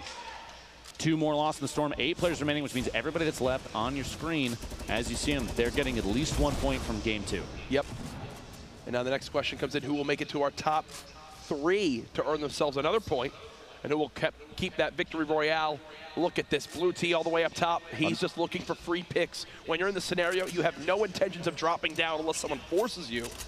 He doesn't have a lot of metal left. He's in a good spot for the next circle, though. He is very, very close. And now he's going to actually get a little bit closer for a shotgun engagement. Free fire the rocket, try and shoot. He tried to shoot back behind where there wasn't necessarily a wall to get some splash damage in on this player that's built in underneath him. Oh, he wants us a limb now, He does. It'll put him at 3. Yep. Plus, it'll put him to 5th place, and he's going to get it. That's 2 points in 1 shot there. Yep. And now he's 1 more placing away from another point, which would put him at 3 this game. This is a brilliant performance right now from Blue Tee. We're in our top 4 again, folks. You already see Flame has 5 limbs. He's earned himself 3 already. He's 1 more placing away from earning another point. 3rd here. Woo! Blocking the rockets. That wall just barely blocks the rocket in time. The next circle, this is the one that closes all the way down. So players that have HP healing remaining, and gets caught off guard by Nate Hill, sneaks inside and gets the Elam, puts him at 6. The second one on Powder, 2 HP remaining. Are you kidding me? Nate 1v1. 7 limbs this game, and there he goes! Goes down to Blue Tee. What a finish. Nate Hill playing absolutely out of his mind that game, but Blue Tee secures the Elam. He's fired up. You can see he was just hyped to get 7. At that point, yeah, he's counted up. He's counted up. I think he just made a gesture of, I believe that was what, 5? He got top 2, just plus 2, 7. Yeah, Nate just got 5 points for that game alone, folks. What a brilliant position. That was the final moment there from Blue Tee as well. So he had multiple limbs too. Blue Tee taking on the win, and excellent timing on the push there to get in there on Nate, and just trading shots back and forth. Nate's aggressive gameplay there at the end, knowing that people are going to be lacking on HP, knowing that right now, in that moment, everybody's kind of stuck in a panic state because the zone's about to close. So he says, no, I'm not going to wait. I'm not going to heal fight this. I'm getting the elims. I'm learning more and more why everyone is rocking the double barrel shotgun. Oh, it hits like a bus. It hits like a bus when you're in those final scenarios where it's literally everyone in 1x1s. It's like, guess what? Where it's weakest from range, when literally we're all hugging each other, it's going to be quite good. And Nate showed it right there. Those last 2 limbs coming in quite quick. What a power play from him to not only get top 2, 7+ limbs. We've got a quick look at a lot of his limbs from this one. We'll go ahead and bring that up for you folks at home. Again, recently signing to FaZe Clan, making waves already here in day 1 of the final week of the Summer Skirmish. A monster game from him. This was earlier, the kind of cat and mouse between him and Enigma at this little like cave structure out here, and he catches him off guard. Enigma trying to build and save himself and just wasn't fast enough. Nate sneaking up on C9 Blind, another excellent player with the drum gun. Incredibly powerful. The fast build there, he builds the ramp and then another ramp to just kind of close him out. And at that point, top down, Blind has to make a move, and Nate just waits for the timing. Just waits to the right second, takes a shot and gets it. This is for looking for Elam number 4. And the snipe, 86 meters. X is caught off guard, looking to third party himself, and Nate says, no, I got this first. The shot on Saint. I mean, that's like 160 damage he's hitting right there. It's so powerful up close and late game in these competitive matches, like you were saying, because everybody gets stacked on top of each other. There's a lot of close up. Everybody's trying to hug, and if you have that double barrel, especially the legendary, it hits so hard. It's quite good. So we've seen so many people putting up big numbers. We also had Haste Farico in that game, get some nice limbs there. We'll take a look at these clips as well. Trying to show some love to everyone participating here in the final week of the Fortnite Summer Skirmish. That's really accurate long-range shots right of the last shot on Boss, just barely pulling it off. As you're saying, there's so many skilled players here. It's going to be tough to see everything. Fast edits from everybody. Everybody landing shots, really good pushes, including llama transitions. That's the best transition I've ever seen in history of esports. I wish I had that. Yeah, I need that. Yeah, can we actually take that for our own broadcast? I think we can. It's got to be in the contract. Either way, I don't think it is, but hey, let's go for it anyway. Again, the rule update that we keep mentioning. Tonight's match is going from 6 matches to 4, so we're halfway done with the action so far up to this point, and already we're seeing some of those people pushing towards the top. Again, top 33 from tonight qualified for Monday's grand final. We have more replays, though. These from Blue T, who won that last game, earning himself the +3 for the Victory Royale. And I think he got enough, too, for some elim bonus as well. We'll have to see here towards the last clip how many eliminations he actually came away with. But really accurate shots, takes Fugues out, who at that moment was actually leading in eliminations. Yeah, that's got to feel good. He might not know that that Fugues had the most, but that's big. That's a big play. You see here, he's got 3 elims already on top of the win. It's going to put him at 4, but it's not enough to push him to the 2-point elim bonus. Actually basically elimed himself there because he had to move with the zone. He did. Shot out his own wall, and wow, look at the extreme joy that came from Blue T. He's a pro. Confident. He's good. He's like, oh, I won another game of Fortnite. I have a ton of those. Another day in the office, Jack. Right. And meanwhile, I'm winning my 1400th game and getting up and dancing like an idiot. You play way too much Fortnite, Jack. I got to be honest with you. I'm right there with you. Don't worry. No, don't worry. It's fine. You can never play too much, but either way, the action incredible so far. What's standing out for me? Double barrel shotguns, the late game build fights and quick edits. Oh yeah.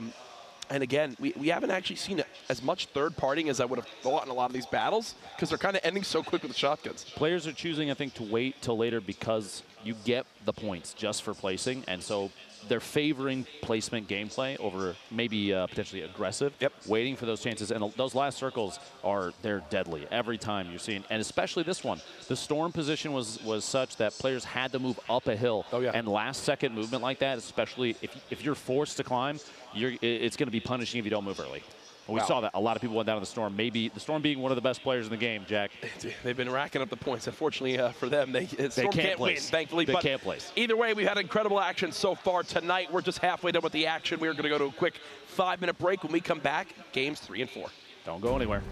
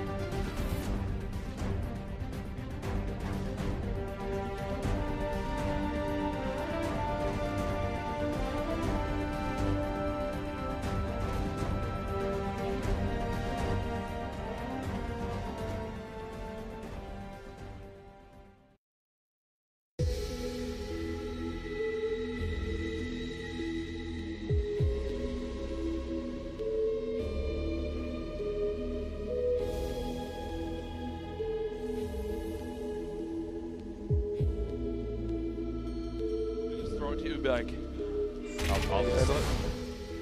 ladies and gentlemen, we are back live here from the Summer Skirmish. You might have caught the tail end of that. Lupo and I have a little discussion. A lot of really notable players here. Some of the larger or even the largest names staying at home afraid, but that's just, that's just the way of the road, dude. Who are you talking about? I have no idea. I don't know. Maybe you could pon and we'll find out. We love you, Tyler. We just saw your tweet. Again, everyone watching, hundreds of thousands watching online, a bunch here live at PAX, having a blast. This is just day number 1. We still have 2 more games to go tonight, and we'll keep you guys updated on where everyone stands later on. But for now, we're going to be hopping right into the action here momentarily. All things considered, though, so far, games kind of acting as I thought. I will say, quite surprised with how intense these endings are. Even with normally how stacked with players it is already, like 20 players left for the final zones. We were seeing like 40 left for the final 2 zones. An extremely high count versus even versus previous Summer Skirmish weeks. And it's the combination of maybe the ranking, landing top 10 gets you points. On top of that, $1.5 million. And if you make it to the grand finals, $5,000 minimum prize. You can't blame them, Jack. You can't blame them. You can't. And we're ready. That's a sign of game number 3 about to be underway. The battle bus has launched. Let's get on into it. We know Struggs took game 1, Blue Team with game 2. Who's coming out on top in game number 3? It puts them in really good positions. Like you said, the top 33 from each of these qualifiers gets in the grand finals. So some of these players, we might not even realize it, but players like Blue Team, Nate Hill, Struggs, they've already accrued enough points that they might be good to go. The point being, though, you can't get comfortable. You're going to see people that are still going to they're going to maintain the way that they played in previous matches. They're still going to drop into POIs that are maybe a little less populated. They're going to go for safe gameplay, and we're going to see that, I think, over the course of all of this. People are going to favor third party. People are going to favor safe gameplay. Try and build up a big arsenal of materials. You see on your screen, Tilted already looking maybe one of the hottest drops in Tilted we've seen thus far. 1, 2, 3, 4, 5, 6, 7, 8, 9 players there.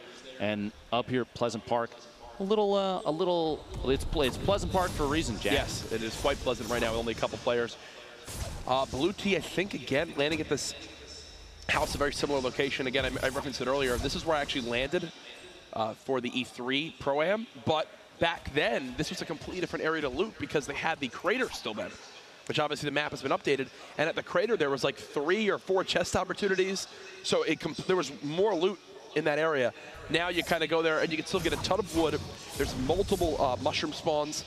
And it's kind of one where you're like, I get one big house that's got a couple chests in it and hope that after that and the wood I have will be enough to kind of carry me through the start. Now, in competitive matches, rotations are a very, very big part of putting yourself in a good position. And that term is basically what path do you take, where do you go, how do you play it to put yourself in a good position for the follow-up circles and where other players are going to be trending to move from.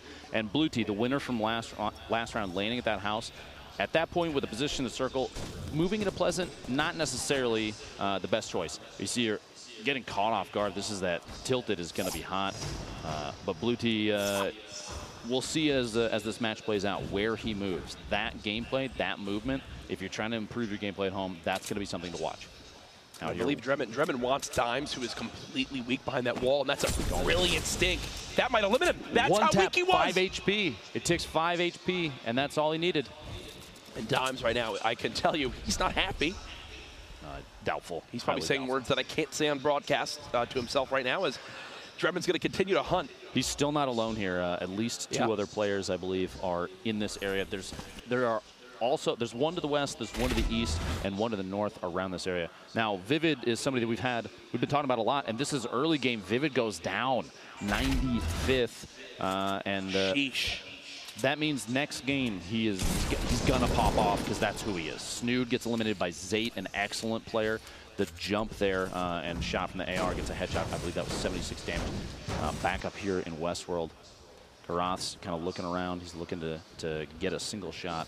And one thing I do want to point out just for everyone at home as this fight goes down, we'll go ahead and let this conclude, and then I'll get into what I was going to bring up. Is you see players trading damage right now. Drebin trying to stay alive. There's the quick headshot.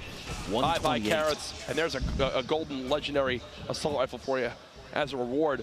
Drebin already 2 limbs. This could be the 3rd right here if he can somehow take down Crypto, and it won't happen.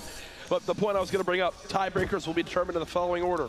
total victory royales, total eliminations during the event, average placement across the games, and then finally a coin flip. So, the big thing is the elims during the event, during these qualifiers, versus the average placement.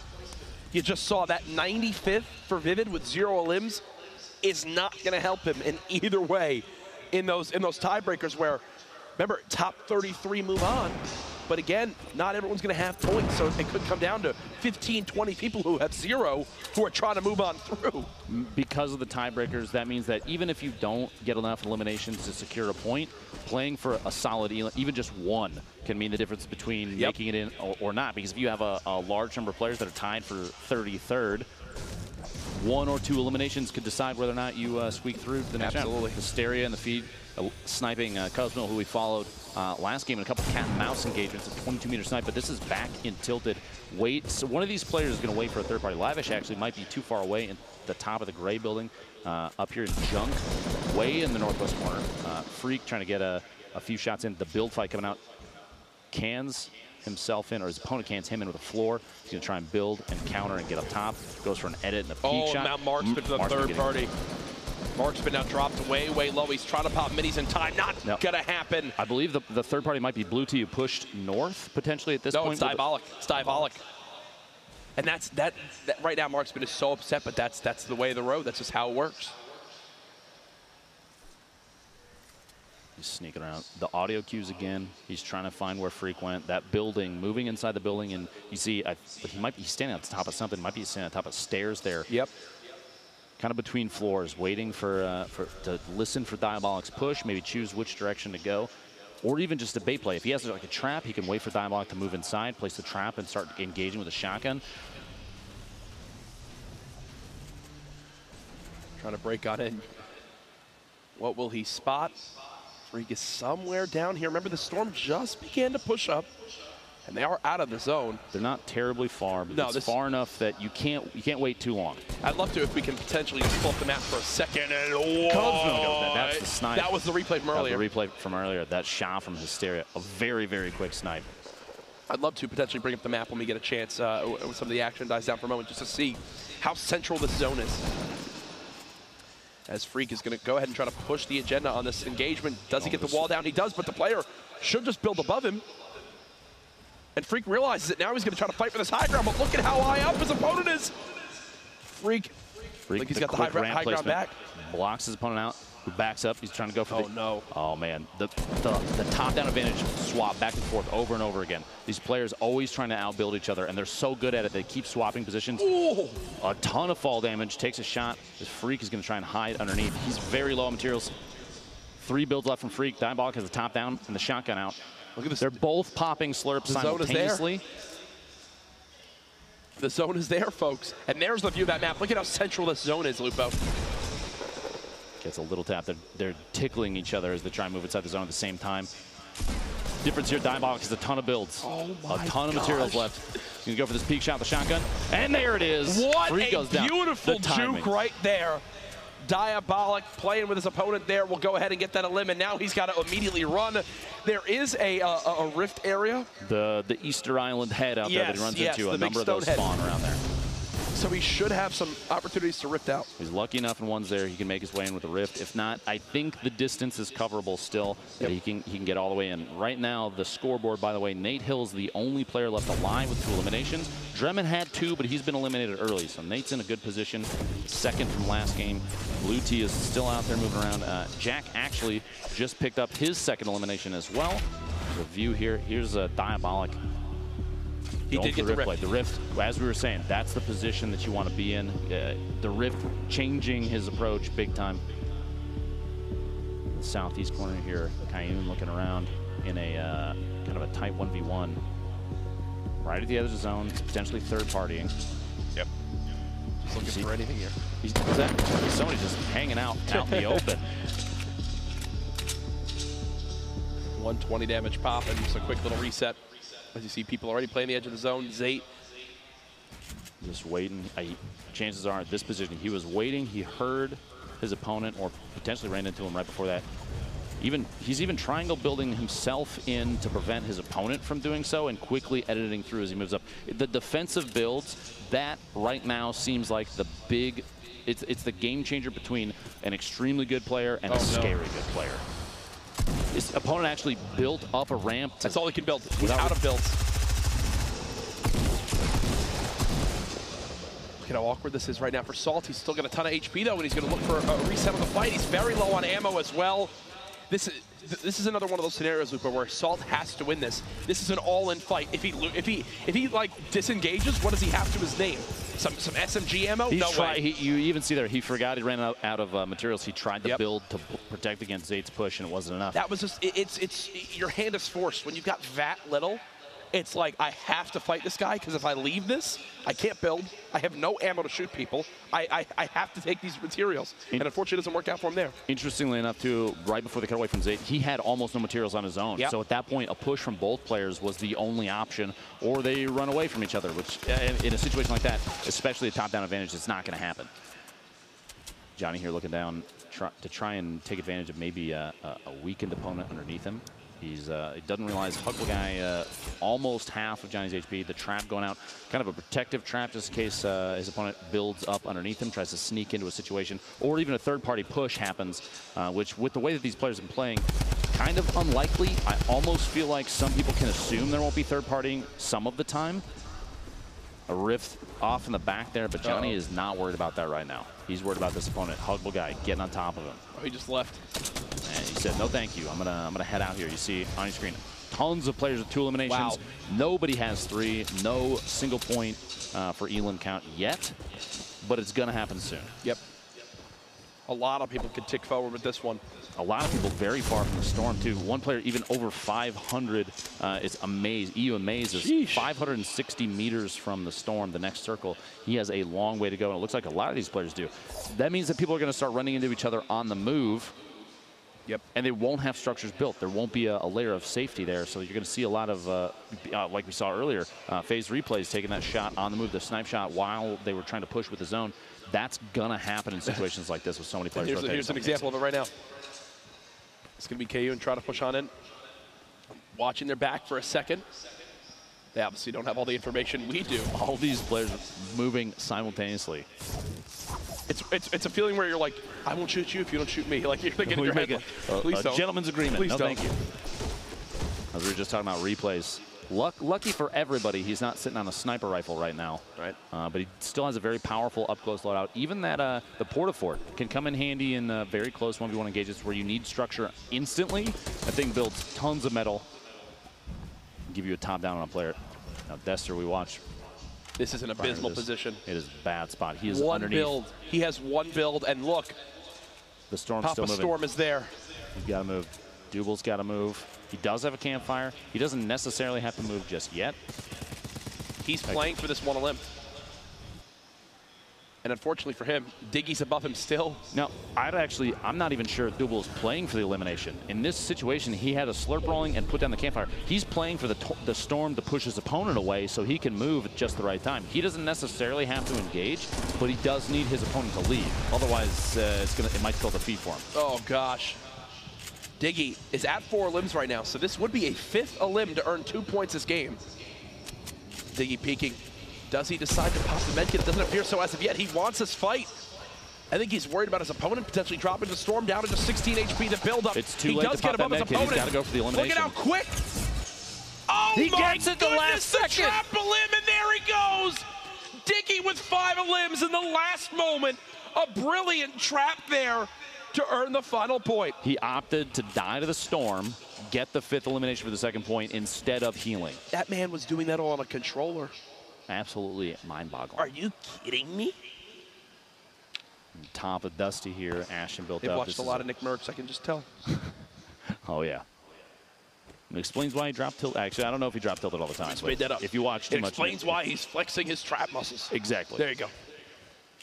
Ashton moving off of Dusty. This situation, there, he's pretty far, maybe one of the furthest players from the zone because you see there on the screen, the position.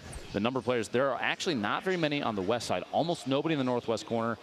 But the south side is, because it's the circle is so far northeast, the south side of the zone, if you're down there, you're in a bad spot. Early move is going to be, in my opinion, better. You get into the safe zone quicker, but you see there around the tunnel, the map just a second ago, there were a lot of players built up in that area, which means third partying is going to be heavy if you're moving in from the south. Maybe early movement, it should be running through everybody's mind. Yep. Get in the zone, get safe, and you can join on the third party, party, as they say. I don't think they say that, but I think I've never heard that, but I like it. not a single time. We're starting it now, Whoa, Jack. look at the inventory now for Top Boy. Got the shotgun swap, the SMG spray, jug, A launch pad, over 1,000 material, 1,200 material. He's got a ton of build. Top Boy's in a great spot. He wants this build early. Looks like a build fight. His opponent right there, kind And of this is a sign away. of an opponent that they're not looking for a fight. Nope. Even though Animal still has that much health, he can almost play mind games. If you're Top Boy, you're thinking, wait, this guy's playing extremely defensively. I'm thinking he doesn't have much health, right? Meanwhile, Animal's full HP. He's more than ready for a fight. Top Boy maybe making the decision here and say, okay, you can stay down underneath me. I'm going to sit at the edge of the circle and play safe, get some more material, because just a moment ago he was at 800. He burnt almost 300 material just in that engagement, just pushing over the top of Animal, who is an editing machine underneath, making sure that he's safe, as many layers between him and Top Boy as possible. The speed of these edits, man, just blows my mind sometimes. It looks like he just turned his head, but instead he also edited his ramp to reset. Like, okay. And right now, most eliminations. Diggy we saw with 5 earlier on. Ironically enough, the longest elimination is from Salt at 173 meters. Wow. 40 plus minutes. The dance moves from Top Boy, is that almost a taunt? I think so. Saying, I'm up here and I'm not leaving. We're roommates now. That's a statement. Ashton, a lot of players right here, Jack, we've seen that a ton of times. What's the point of that kind of building? Right there, building the surface above you. Why do these competitive players do that? It's simple. Cover. He sees these 1x1s right next to him. He sees these players in these little towers. What are they going to do? They're going to shoot down on you. So how do you protect yourself? You build yourself a roof. Simple as that. Ashton now looking for the reset. He wants to move early. He's going to land right on this player at the temple. It's wall now. He's going to build more of those layers above the cover. And then he put himself in a safe spot. He's bunkered down in tomato temple. He's kind of taking a breather, right? He just did so much movement. He's going to reset for a second, kind of get his foothold, look around, see who's in his surroundings. I think it's also key to stop and just listen. Where are fights happening? Where can I potentially third party? Like this, for example. Building those windows, it gives you an idea that he's kind of thinking, okay, I'm looking to shoot someone in the back, maybe pick up a free limb. Because he only needs one more limb to earn a point. Yeah, he's watching through. These players, they'll do an edit and they'll reset immediately because as especially with the brick, as the bricks are filling in the gaps, you can see through what hasn't been filled in as the HP fills up. Yeah. And so he might not be editing, but he's still looking through, trying to watch for opponents on rotation, see if it's an opportune time to stick his head out and take some tap fires at people. Severin moving right now, trying to get in the zone early. He's staying underneath people. Doesn't realize, yes, Brandon is right above him. He's got a number of other players that he's moving underneath. I think at this point, you can almost assume at least 3 people are above you no matter where, because there's 36 people left and the next zone is closing. This is the last one. Jack Fort starts to move, and that's where we're going to see big waves of eliminations, players putting themselves and it's still really another northeastern zone. Yep. You see that? People still having to move up to that northeast. Top Boy and Animal still both alive, still both moving basically in the same cadence right now as they're trying to get in the zone. Uh-oh. Here we go. The switch of position. Animal's now above Top Boy. Actually, that's not Animal. Basuji has moved in above Top Boy, trying to get into maybe a last-second elimination as the zone closing in here. And they're both outside the zone. They're going to have to make a move here. Basuji decides to move up. He's getting a shot from that might be Animal above. He's not getting third parties. He's getting 7 parties. Literally everyone is shooting at him right now. 30 people and half the lobby is unloading medium rounds on whatever he builds. And apparently he's still alive. Somehow. You see he's got Basuji roughly 30, 40 HP. Top Boy and Animal now fighting it out yet again. It's like Wailing Woods rematch. 28 players remaining. Here's Lavish earlier on. Gets Johnny inside Tomato. Down underneath, a spray from the SMG. And can you tell what side of the zone we're on? All these people stacked. Yeah, this is where they had just moved in from the far end of the zone. Povsey, who we saw with the awkward bounce pad play earlier, You'll see he's actually already in the next zone area. You'll notice he's not carrying any bounce pads this time. He saw them earlier, just dropped them on the ground. No, thank you. A lot of top-down play. Punisher in a really good spot, but remember, the top of these buildings right now is not necessarily the biggest advantage. We've seen a lot of crazy plays from underneath. You can have people that will capitalize on your build if you're very high. They'll use explosives to drop your structure down and catch you off guard as you're falling in. Those eliminations are big, too, because you take people out of their towers, you reset structure, and that means that you can decide what to build there if you take that position. They could be in really good spots. These players are going to have to move northwest here. That was 3. That's 3 for phase replays, putting him in at 1 point this game. A replay from earlier, a replay of replays from earlier. See that? Oh my gosh, the shotgun shot on Kayun. What a play there. 26 left. Punisher is in a wonderful spot right now. But the number of players underneath, Psalm, Nogops, DMO, Vide. You have so many people here.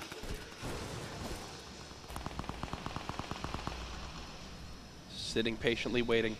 He's got to move so far. Top Boy's going to definitely use his launch pad here. Almost certainly. There it goes. Moving into the zone now. He's got to decide where to go, and that's going to be rough. There are a lot of structures here, and nowhere is safe. Except for maybe right there, the one spot that he could build. Even then, and here you go. Like, everybody's trying to move in right now. These builds just put up as many layers as they can. Animal's moving into the bounce pads. He still has 2 left, so he can make a play. He can make a push. And Turkey Lips trying to get the third party from the top of the building, taking those the purple AR tap fire shots. Every player with 3+ elims has been eliminated. They're shot. Turkey Lips getting his 3rd elim there. That gives him a point for this round. Saint going down outside of that. And Animal gets eliminated as well. Turkey Lips securing that one. That's his 4th elimination. One more will put him at 2 points, Jack. But he's got to take a second here to heal. Yep. And hopefully nobody hears look at that. He's the only player still in contention with eliminations. Try to push towards that top 10 to earn another point as well. One more limb would net him another point. Turkey Lips, someone we got to keep an eye on in this game as it continues to develop. No heals, though, for his HP. Trying to build up a little, the back out to jump and ramp so he can get up on top. What a shot that is. The top right corner of your screen, the top center, every edge except for the south side. Povsey might be in the best position of everybody because there's nobody around him. He can wait. He's just chilling at the moment. Turkey Lips still in this building. He's so frantically hoping, Lupo, that someone just peeks too far that he can get a free shot on. He's trying to take advantage of this too. All these different structures going up, and he has 1 grenade left. You got to make this one count. I don't think it didn't happen. Morgoth eliminates Diabolic. Vide eliminates Nikiski. The storm starts to move. That bottom right corner, tons of players are going to be forced into engagements with each other. 12 left, 2 more go down. Gone. That was Turkey Lips with another limb. He's earned himself 2 points. Look at the edits. He's lost the high ground. Turkey Lips making monster plays right now. He's got players in front of him again. It's like Punisher has basically 0 HP. All he needs to do is breathe on him. Funny, he gets another elimination. Punisher actually goes down to Brandon, and everyone moving in there. But right now, what's funny, everybody was forced north, and now they're from south. He's getting trapped. Oh, what Are you kidding me, dude? Oh no, Turkey Lips! What a play! Uses that new double barrel to blow up that wall in front of him, and just like that, he says, Povsey, my friend, no. That ain't happening. Gets the high ground, and now he's looking for the retake in this engagement. What a play to dodge the trap. 9 players left. Everyone that's left alive now has at least 1 point. That launch pad looks so juicy. Just outside the zone. I would bet you in this situation, Psalm will push with that and utilize it. The zone's going to push that way. He's in a great spot for it. He's going to get there ahead of everybody else. Here it comes. He can wait and then use that at the last second. Watch. Boom. High ground. Fly with it. He might hit it again. Come back. He's trying to get ahead. He does realize somebody's there. Doesn't know that it's 72 hours. Now Brandon's using it. That might be one of the most used launch pads in this game. Turkey Lips with 6 elims. How has he done this with just 70 HP? No! Getting caught outside the zone. The tick, and he died. Earned himself another point, though, for top 10. Yep. Povsey now on the high ground. Building on up. Top 5 players now. Povsey in the top 5. Needs 1 more limb to earn a point, though, for eliminations this game.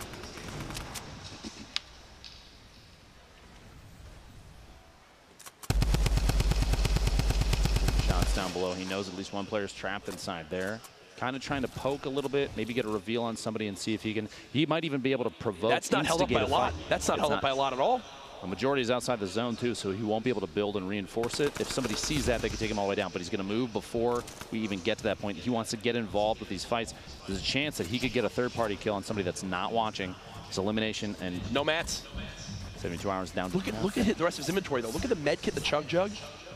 Dual drum guns. That's all you need, I guess. 72 hours probably looking to play for the very last circle to close, but having no builds remaining is going to be really tough. There is somebody inside there, the drum gun. Hold down that left mouse click and see if he can knock in. He's moving around the outside. He's going to try and make a play. A flank. Are you kidding me? 72 using the storm to hide and gets the elimination on Psalm. 1 versus 1. 2 players remaining. 72 hours trying to stay alive. He's got no builds left. It's Brandon who's close. Only 31 HP. If this goes down to a heal fight, 72 hours wins it. Without a case, but there's the engagement trying to build on up. A quick shotgun blast. The second comes in as well. Brandon down to just 54 HP. 72 hours. Popping minis. The zone's closing on in. He's got to go for this right now. Brandon dropping on in. 72 hours into the zone. Oh, are you kidding me? With 3 HP. And the spray of the drum gun wins the game and earns those final points. 72 hours shows why he's one of the best players out right now, making the choice earlier before this engagement to push on the storm.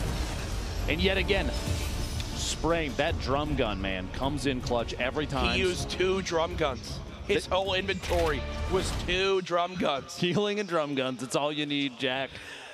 If 72 hours knows how to utilize, especially those positional plays, he doesn't have any materials, waits to the last second, the rotate outside through the storm. Yeah, I'm going to take some damage, but look at my inventory. I've got a med kit, I've got a chug jug, I don't care. I can push for this elimination, and he got it. Pushes into that zone. To recognize the build and to think, yes, it's worth me going in and taking 20+ points of damage, to then get the flank on my opponent, get that free limb. Remember, he had 0 build left. So what did he do? He fell to the low ground, made sure there was no traps, fought in those close walls. He was worried about pushing on in, because if he pushes in, his opponent places a wall, he places a trap on that. There's a lot of things he can do to catch him off guard. What a play at the end from 72 hours. But he wasn't one of the only stars in that game. Turkey Lips went off as well, Lupo. 6 limbs for him. Just fell short, literally, of that 7th limb. Including this snipe there on Axis as the storm's starting to close in.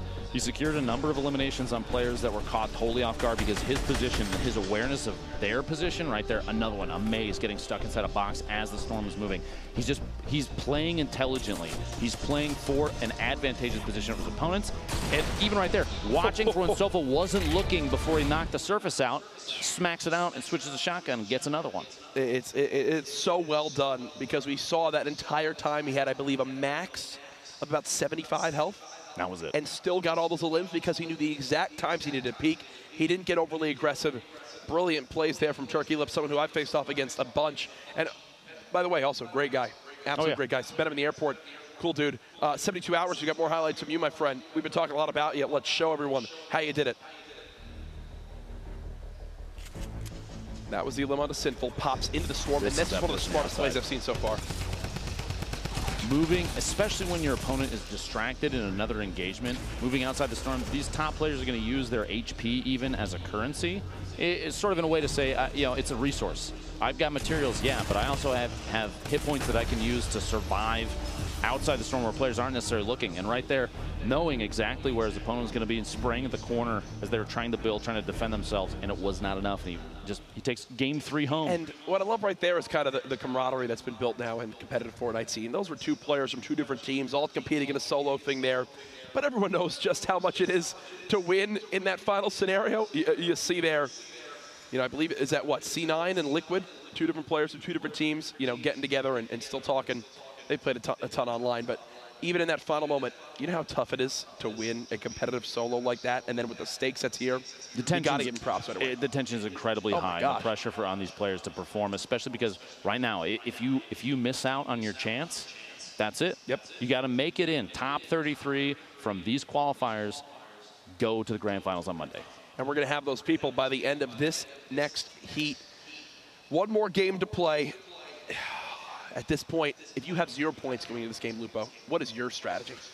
Safe play.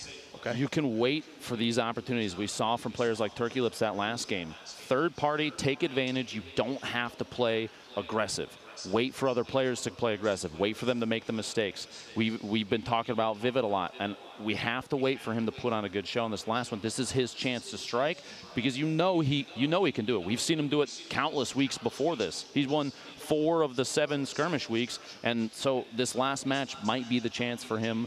Take advantage of position, play in just the right spots, go for it. Ben, I've got some good news. Tell me. We have a standings update for everybody at home. We have numbers. We stand Give 'em to after me. the first 3 games. 72 hours with that victory. Royale moves to our top spot at 8 total points. Turkey Lips, 11 limbs topping the boards at 4 total points as well. You see United's Jack in our top 10. But then as we move towards the bottom, 2 points is top 16. Remember, our top 33 move on to that finals on Monday. Sinful, 17th. Sofa in 20th. Now, you see right there, 32nd is 3 eliminations, 1 total point. Jack, that means you come away with 3, 4, 5 eliminations this last game. That puts you into the grand finals. Anybody can still make it in. Yeah. Literally anyone that's playing in this next That's game. such a good point. It's crazy. Anyone up to this point can still make it out, and that's the beauty of it. And guess what? If you're like, oh, 1 final game, I'm sad, don't worry, we're back again tomorrow. 4 more games to see who exactly can make it in as our next 33 players. So many big names participating as well. You know, people we haven't seen tonight that'll be here this weekend. We mentioned Myth earlier on. He's on the way. Tifu, if you've ever heard of him, he's okay. He's done okay before. I've heard of him before. So many big names. Just wait and see. It's going to be a ton of fun. Again, shout out to everybody who's been watching live. Shout out to everyone who's online. Show some love in the chat. Again, use that hashtag #SummerSkirmish. Tag us in clips online. We want to see the stuff that you guys have enjoyed the most from these events, even previous summer skirmishes, because this stuff, these are some incredible plays from incredible players, and there's situations that maybe won't come up again this week, but we want to talk about them. We got to talk about them. Duos, solos, everything. Yeah. Every little bit counts, Jack. We've got our game 4 about to begin, but before then, we've got a little montage of some of the players that are here this weekend. Let's have a watch.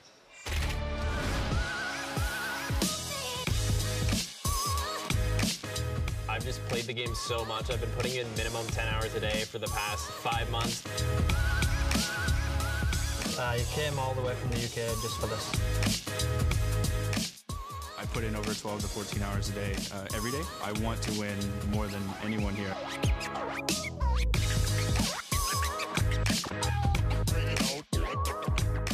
I'm confident. I beat some of the top guys all the time, so I just know I have what it takes.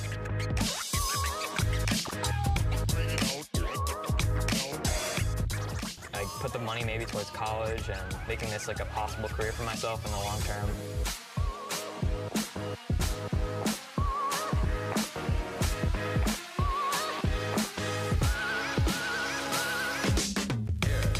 I just want to beat everyone else, just to know I beat them on the inside, so I can tell my mom. She'll be proud of me.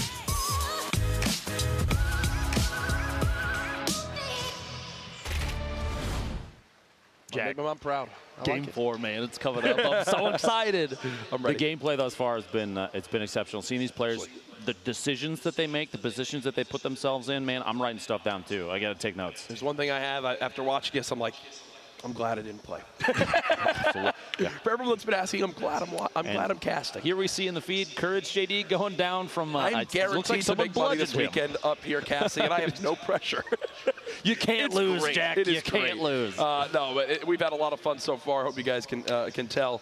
We should be getting into the game here momentarily. I'm looking 2, 1, I believe. And away we go. The bus is about to go.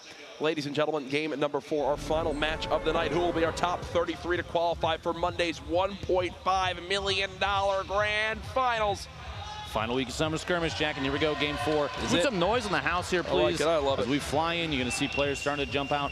A lot of people jumping out very early, trying to look for a spread, maybe greasy, flush. See people pushing across east and northwest immediately. every single POI, and even the locations that don't have a label on them, we have nicknames and stuff for them, but I feel like everywhere is hot right now. Yep. There's an even spread of players across the entire map, but that's not necessarily the case in every POI. Even last game we saw Tilted had a number of people drop in it very early. We've had some of these POIs that are larger, retail, and Pleasant have a couple players drop at them. You see in your bottom right there, winner from last game, 72 hours, trying to decide where he's going to go. Oh my gosh. Tilted is heated. Retail is hot as well. You get to see people pushing across the Lonely Lodge. Him and Vivid are actually very close to each other, which is kind of funny. 72 hours, looking for the underneath the tunnel drop. Potentially he's going to pop in the top here and drop down the stairs. Flowers from C9 and Tilted. There's about 15 other people here. Oh, he didn't finish that big shield. Did not. So he'll have to reset, redo that. And there you see Tilted Towers. So here's the beauty. This building updating each week, Lupo. There's actually so many of these pallets on the bottom floor now. You can come out here with so much wood. Oh, yeah. I mean, if he breaks all these pallets, he'll finish with probably at least 275, 300 wood. You get the layer above, too. You're sitting on maybe 500 to 600. Oh, yeah. This is a spot that I've routinely dropped now, and a ton of players have dropped, is that the new building, and I'm looking forward to seeing what Epic does with that. Fortnite's got literally one of every weapon. He has every gun in the game right now, doesn't need the heals. He's looking for a bolt-action shot, and maybe somebody that doesn't have shield yet. And his pink lunchbox on his back. An early game bolt jack can mean really fast elimination secured. If you hit somebody, even a body shot, that's 105 damage. No shield, that's an elimination. Yep. And he's trying to spot anybody. There's your zone. The most aggressive third partying we're probably going to see, because he knows he can catch somebody off guard. That's points. There's your look at your zone. Even eliminations for tiebreaker. That is true. The elims for tiebreaker are going to be, that's where all the nuttiness is going to come in. Maze, the stink bomb. He doesn't realize Johnny's all the way down bottom of Maze. Yep. That stink is ineffective. And that was key. He actually spotted the third party before they could get close. Here, Flame and Povsy. The third party, though. Flame gets a shot on Povsy, gets the elimination. He's got to immediately build and defend himself. Does not have a lot of build left, though. No platform left. He just ripped it to go. And Flame's going to try to follow us up and get out in time. Wow. So here's what just happened. That player ripped it to go to try to get to the high ground. Flame then immediately dropped down, used that rift to go, and then I believe the player who originally used it didn't get back down in time to use it again to follow Flame. So Flame just had a free get out of jail free card, and he's going to reset to another area on the map. Intelligent play from Flame there, following an immediate elimination too. Back over here in Salty, Prodigy Aces trying to sneak. He's going to track down a target or two underneath him.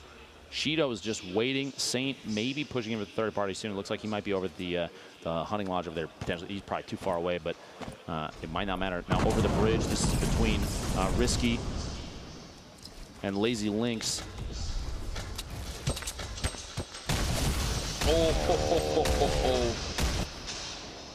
And there goes Lasius. A very long-range grenade shot from up top. Right. Prodigy getting another elimination. Gets Shido underneath. This is who he was tracking, waiting to see if he could find them. This is brilliant for him. This is going to put him at 196 hit points after he's all said and done using these shields as well as the cozy campfire. Soul trying to keep this high ground. A quick pump shot. Having to swap to the silent pistol. Not the best swap weapon, I can promise you that. His alternative, though, was a hunting rifle. It's kind of his only option. You never know. he could swap out. There was an SMG right there in front of him as he moved into the bottom of that building, trying to kind of hide from Dremen, who the attack shotgun right now is going to be really key. You just left click over and over again. Consistent damage if you're up close. Doesn't matter if it's gray or not, that thing could still hit like a bus if your aim is true. See all the limbs so far. Soul has got himself up to just shy of 130 HP. Gonna go ahead and pop that. Putting him at 123. Looking for a quick little peek. Dremen, look at how weak he is. One no pump shields. Like Sourdough for a flank. Gets it. Gets Dremen. The third party for Wheats. 66 meters. That might not have been a shot meant for him, but he took it midair. And I just pointed out how much health he had, right? He was feeling good at 123 HP, because that's enough to save you from any bolt or hunting rifle shot. Well, guess what? Wheats had the heavy sniper rifle. The heavy sniper, the epic version, 150 to the body. As Weeds clips him right there, he's now earned himself all this loot. He's got a Rift to go. He's got minis. He's got 700 plus mats. Weeds in a brilliant spot.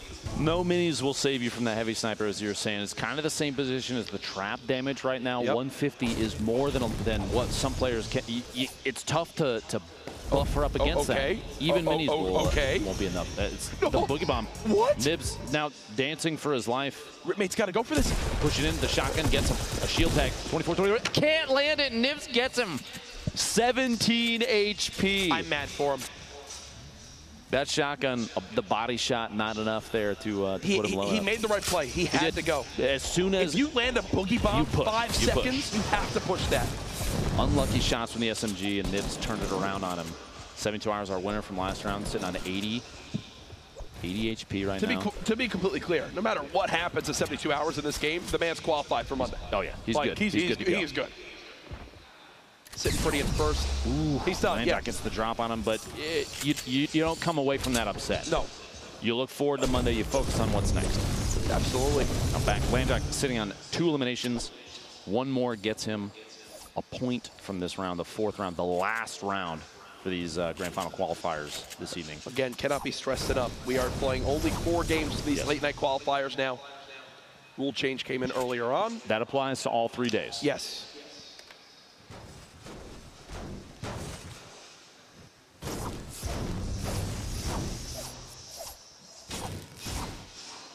Been pleasant, some movement there. This is the top left, the replay. That was how he got to this point and earned himself the chug jug, the med kits, everything. His kit right now looking exceptional. A green AR for like kind of mid to long range slow tap fire. There's the rifts by the Durberger up here. He sees one just over that hill. He might take a point or two of damage from the storm, but I mean the position that he's in right now is so good. He's going to be able to choose where he wants to go with a rift. He's not going to get threatened by anybody on his way in. There's nobody else there. Meanwhile, back at Tilted, it's still hot. Still players in here. I believe 4 at the moment. He's getting third party from outside. Double says, I would like to get that elimination. Tries that blue hunting rifle.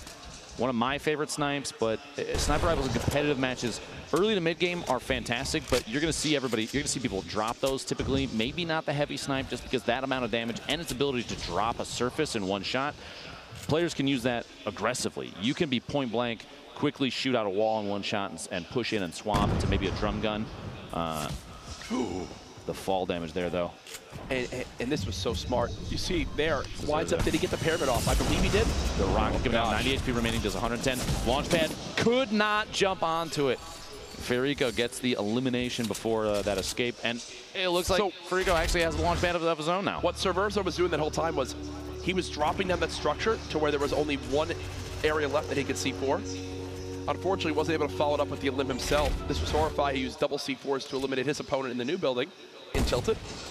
We'll go for the shot. Double tried something fancy there. He's really looking for a quick little snipe. It looked like a head shake of frustration at the end. Call that an ogre twitch. Not really. It wasn't really an ogre twitch. There's more. Those are circles. Yeah, circles. Somebody hiding on the stairs. Doodle's going to have to build up a couple layers there. 54 HP left. He still does have 2 minis, so he can get the most out of his minis, which he's going to do right now before the zone moves. He's got 1 minute and 10 seconds. But this player underneath him knows he just got a big shot. Probably saw the white damage number pop out, which means whether it was a maze or Horrified, depending on the position, they know that whoever's up top, they're not sitting pretty right now. So a push could happen. Absolutely. But third partying is still, I mean, you see on the map there's still 5 players in Tilted. 5. In that little area, and that's going to move soon. They're all going to run into each other because the push out to the river right there, Jack, it's super exposed. There's not a whole lot of coverage. You have to move across the river. Horrify goes down to a maze. Maze did take a little bit of damage. Thankfully, he does have 1 mini to give him 25 more shield. And just some information for players watching. Turkey Lips is the only player right now with 3 or more eliminations. He's sitting on 3. Which means he's got 1 more point from this game alone. And he's already with the most elims of the entire event so far in these qualifiers. I believe this what puts him at 14. 14 elims in we're only 3.5 games in. That is crazy. Absurd.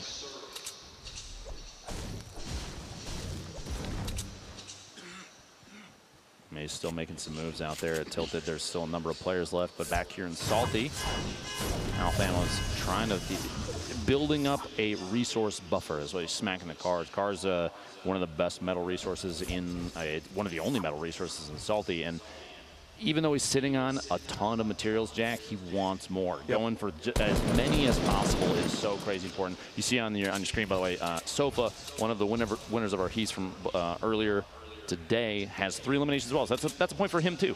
Yep. We talked about literally 1 point. 3 elims could mean all the difference. As 32nd coming into this game, 32nd had 3 elims and 1 total point. Hysteria gets elimination on Regan 57, who's trying to build up, trying to keep himself protected, but it looks like the quick placement edit from Hysteria, that kind of angled wall, that's all it takes. Snood and Ashen pushing in above him as Hysteria's cleaning up the remnants of his opponent down there. Smacking it. You see a lot of players, if the material's not there, if the walls, the surfaces are not theirs, they're going to knock him out. And if he's trying to can himself up in there, he'll immediately replace him. Now, it looked like Hysteria's looking to pick up an elimination or 2 in there. Yep. Now, I don't know if Hysteria actually has any points so far, but he has to load out this game to do it. And he knows that as well. He's got the launch pad. Look at the double, triple C4 coming on in. He is making it rain C4s, and Jack is frustrated. I can promise you that. An excellent attempt there. Landjock has been playing exceptionally well. That gives him 3 points, or 3 eliminations, which is a point. Lavish. You notice he's just bandaging up. He's not building. He's not moving. The little stutter steps. He's waiting to see maybe where this opponent is. Try and catch him off guard. It's Snood who's just in front, and look at how healthy Snood is at the moment. You see the look. That's the look of determination. He's not safe. He's got to move in with the zone. Have to move in. Next is another one of our players with 3+ eliminations, giving him at least point pop in the minis, give himself a buffer. He's in a good spot, though. He doesn't necessarily have to play overly aggressive. He doesn't have anybody in front of him right now, so the structure up top is safe. Looking underneath him, though, trying to find somebody hiding down there. Wood at the ramp. Go ahead and grab that real quick. 412 more wood. This man has 700+ wood, 800+ brick, and maxed metal. It surprises me, though, that he would shoot those rocket shots off like that. Typically, you see competitive players hold on to explosives until very late. Really game. value them, yeah. It can make a big, it's a change of momentum if you have explosives versus somebody who doesn't. You decide when their structure comes down. You decide when they have to push and move. And shooting those 2 rockets, we'll have to wait and see if that was an intelligent decision or not. Was still one of the best players ever. I mean, all these guys are crazy good. Yeah. All these players are incredible. So chances are he'll probably run into some rock ammo at some point. No, for sure. Now I'm quickly looking at my screen. 1, 2, 3, 4, 5, 6 players already this game have earned themselves 3 elims, meaning they all have 1 point to their name, which, as we keep stressing, that literally is enough to potentially put you on the bubble to make it into our top 33. Well, we saw earlier, even the top 32, 32nd had 1 point with 3 eliminations. Some of these players that you see in this game, this could be the deciding factor. Pushing to 5 elims could be, I mean, 2 points could be enough. Yep. It's enough to make him move. Marksman slowly inching in, and every tree he goes to hit, he's trying to get some wood. Unfortunately, in these pro player-filled lobbies, all of these trees have already been just dropped to 50 health. So he's not really getting any mats from it. Oh, gosh. He's got to edit himself out to try and get away from that before it ticks him. 5 HP a second in terms of damage is quite a bit when you're sitting on only 39. And Prodigy Ace is going to keep the stink bombs going. He's out now, but hopefully he got enough damage in there on Tristan. Maybe he can make a move soon. It looks like he's not going to. He's going to wait inside Salty. The fear, I think, of being third party when you're playing for rank right now is so high that they're not. You just see a lot of players. They might get some damage tags, but if it's not enough, it's not substantial, they're not going to make a move. Well, he's built up a fortress right there, Jack. Prodigy Aces just more than happy to play kind of gatekeeper. He's looking through the slats of those wood, trying to watch for any movement outside. And he's just chilling at the moment. No reason to make anything happen. Alliance, Powder playing kind of close on that same gatekeeper area as well. Bolt Nog in the bottom of that house, and then Tristan again hiding in those buildings, and here comes Morgoss. Hopping his way in. He's like, hey guys, gonna take shots. How's everyone doing? This is what Prodigy was waiting for. Like I said, they're waiting for those opportunities. They look for the players, even just watching through the woods line, saying, okay, somebody's going to move down the street. Now's the time for me to take shots. Maybe even provoking somebody else to fire in too, whether he gets the elimination or not. Oh, Marksman just got exploded. You have to consider, too, these players are always thinking, even if I don't get the elimination, if someone eliminates that target, that puts me closer to top 10, that puts me closer to a point and make it to the grand finals on Monday. 100%, 100%. And with how many people are playing for that top 10 here, every little bit counts. Snood taking power out with a shotgun. Rock's coming on Nibs. Shoots around that corner. Wow, the block out there, the last second wall, just preventing any damage from the Rocket. At the high ground, and he's got Rockets on the high ground. Somehow falls down. He knocks himself down. This could spell disaster, and it does exactly do that. Oh, he's kicking himself with that one. Rockets himself down, breaks his own structure, which drops him below, and just like that. Rocket, look at that simultaneous rocket trades. Levake shot the rocket as Nibs' rocket was going out. Levake shot the rocket as well. It's simultaneous rocket fire. Now Saint very low HP, trying to build up. He's putting himself as high as he can right now. I believe he's not only is he getting third party by somebody. You heard the snipe shot a second ago. So you see there, he's in a 1v1 against Sofa as well. Trying to edit Sofa. Dude, that was brilliantly done by Sofa. Pyramid play to cap him inside, and then the edit and replace. And Sofa's an example of one of these guys that I've really heard of him. 21, and the fall. Landjock gets the fall damage. I just went to go compliment him, and he died. You need Jack. It's been almost every game. I checked Twitter, and people were like, please don't ever compliment me while I'm casting. While you're casting. Like, if I'm ever getting cast by you, don't compliment me. I was about to say, Sofa had 5 limbs right there, so that's 2 points for him. That's true. And Morgas, we watched him a number of times earlier. He was the player with struggling to get that third one, I believe, in the second game. But is still one of the highest ranked players on the leaderboard right now. So whether he got that elimination or not, he's been putting on an excellent show. The gameplay's been fantastic, and it shows. Landjack, we just watched a second ago. You gave him a good luck charm. A limb. Sitting on 6 eliminations. This could be number 7. So give him 3 points. Give him 3 points. Trying to spray on through. This is for trying to place a trap, but it wasn't his wall. That was actually the enemy placing the trap. Trying to find an open wall to shoot. He's getting third party as well. Back. 27 HP left. Oh my no! An excellent timing from Snood to say, okay, you guys are fighting. I want to fight too. That was his chance for the 3 points. For 6 eliminations. You should still feel great about that. For the tie break, again, tiebreakers. Total victory royales first, then total eliminations. And only 4 people can have victory royales. So elimination it's going to go to eliminations basically right away. Whether it gives you a point or not. Yep.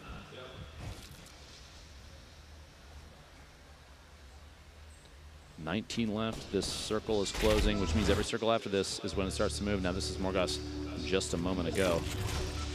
He missed. Mid-air. Wow. SMG spray off the bounce pad there. His opponent missed the first jump, jumped up on top, and had to reposition. Morgas is in the zone, taking a ton of damage. Finally will make it on out. He's going to get shot down, too. This could be the ending here for our friend Morgas. Not enough, not far enough of a drop to do fall damage. Tristan Hibbs sitting inside, and the rockets coming out. You see the quick, he knows the rockets coming in. It's time to just put up every surface you can before you fall too far. Shotgunning, he's mad at trees, but he needed to get rid of that just so he could make a move through that surface, just in case of another rocket. Maybe somebody pushes in. And this is one of the healthier games Exus has had. Most times we've gone to him, he's had like no shields, but already 5 limbs, top 18, maxed rockets, 1K AR ammo, and 8 minis. And he has a bounce pad, which means he can Exus is in the best position of any player in this game right now, I think. Already in the next zone, too. That's actually ridiculous. He's in a fantastic, he's in a really fantastic spot. As he somehow gets sniped from the heavens. A player learned a new skill. Don't say it anymore. New weapon, curved bullet. This gun shoots curved bullets over structures. I feel like the compliments right now, Jack, might be a debuff for the players too. You got to be very careful what you say. Debuff. I'm done.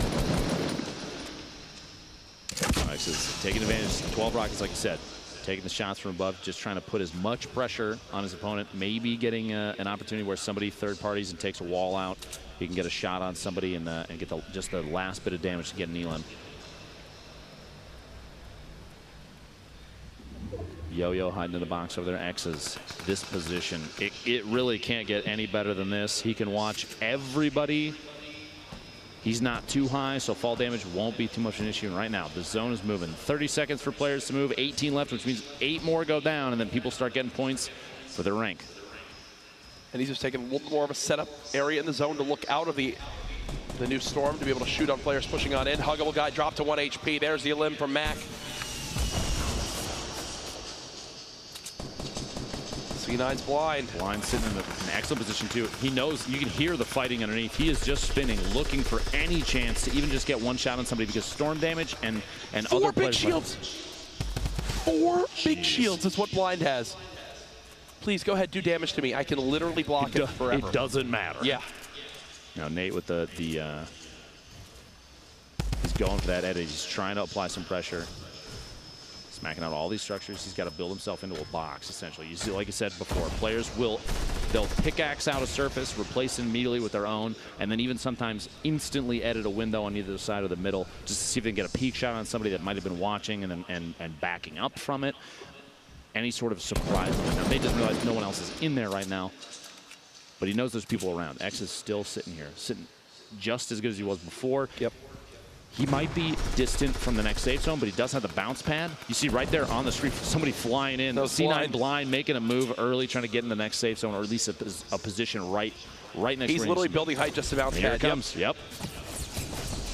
Oh, the shots on the way in. That was blind, just returning the favor. And in that situation, I love that play.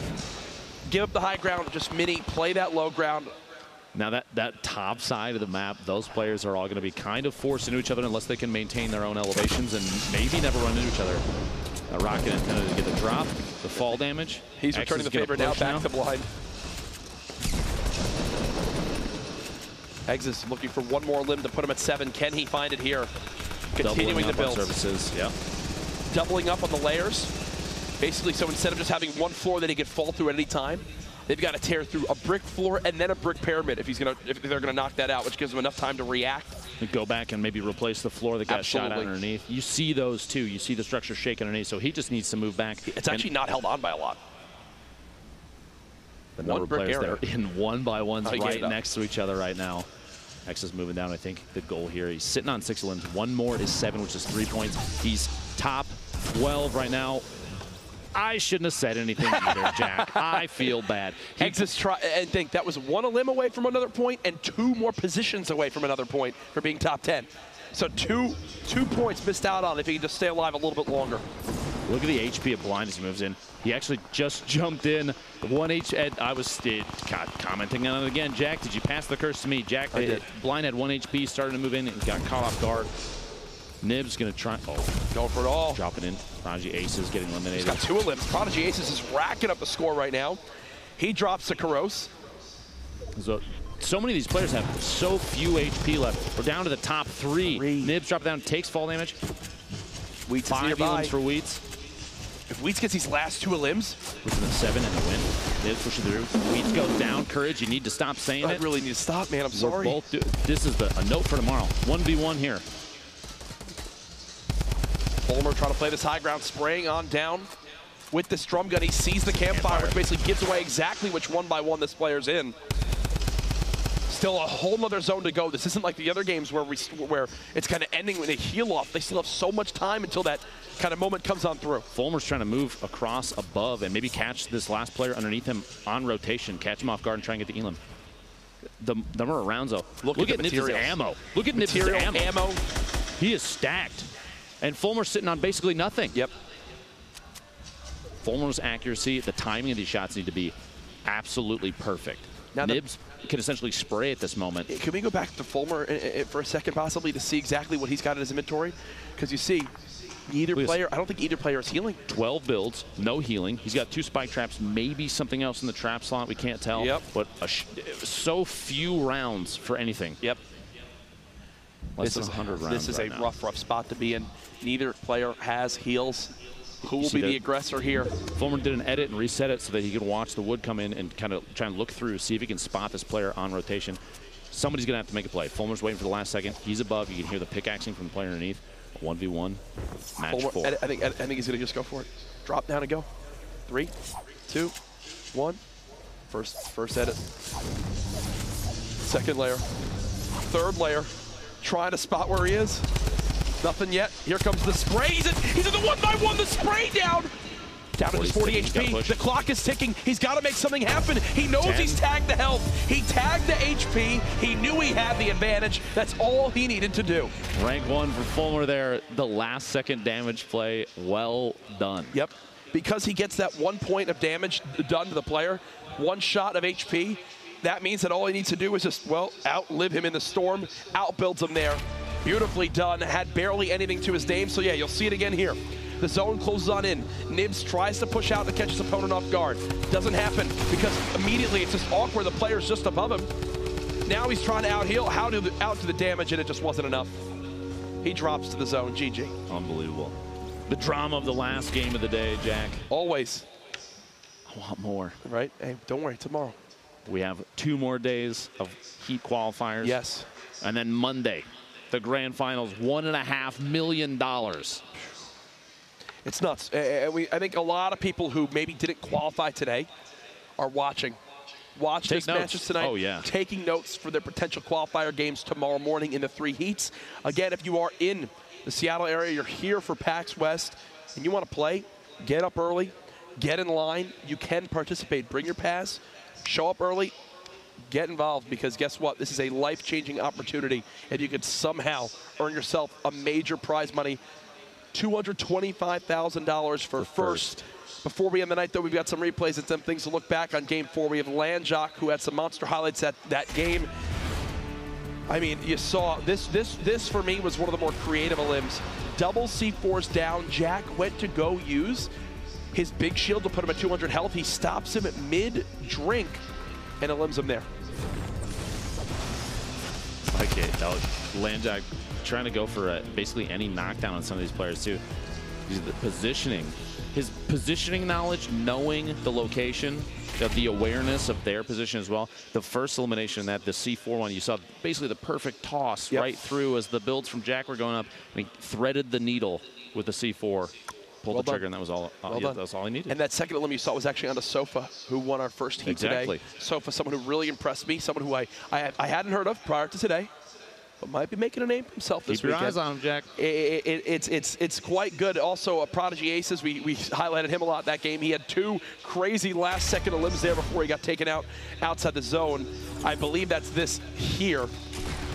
You see, 1 quick one, player to his left, second quick one, and then immediately tried to run on in, but unfortunately then got swarmed by another, and I think, yeah, that's where he met his match. That was Karos who took him down.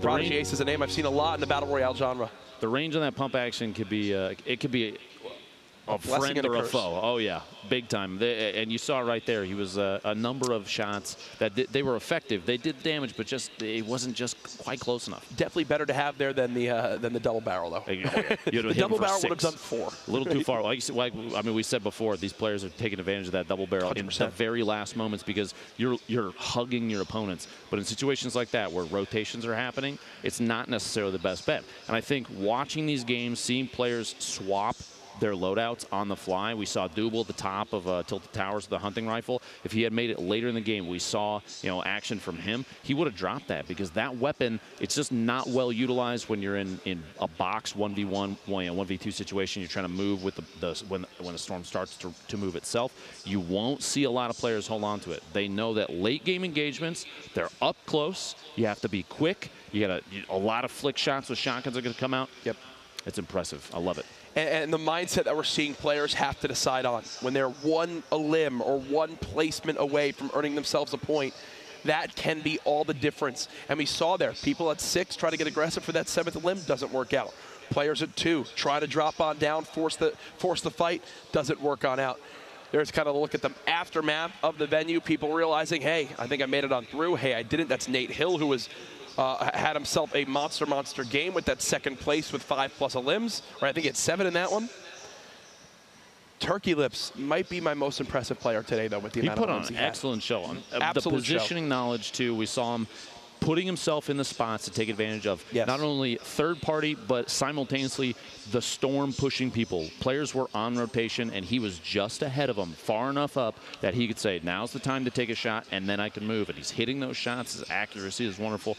Like you said, Turkey Lips, I think, is going to be a player to keep your eyes on. 100%.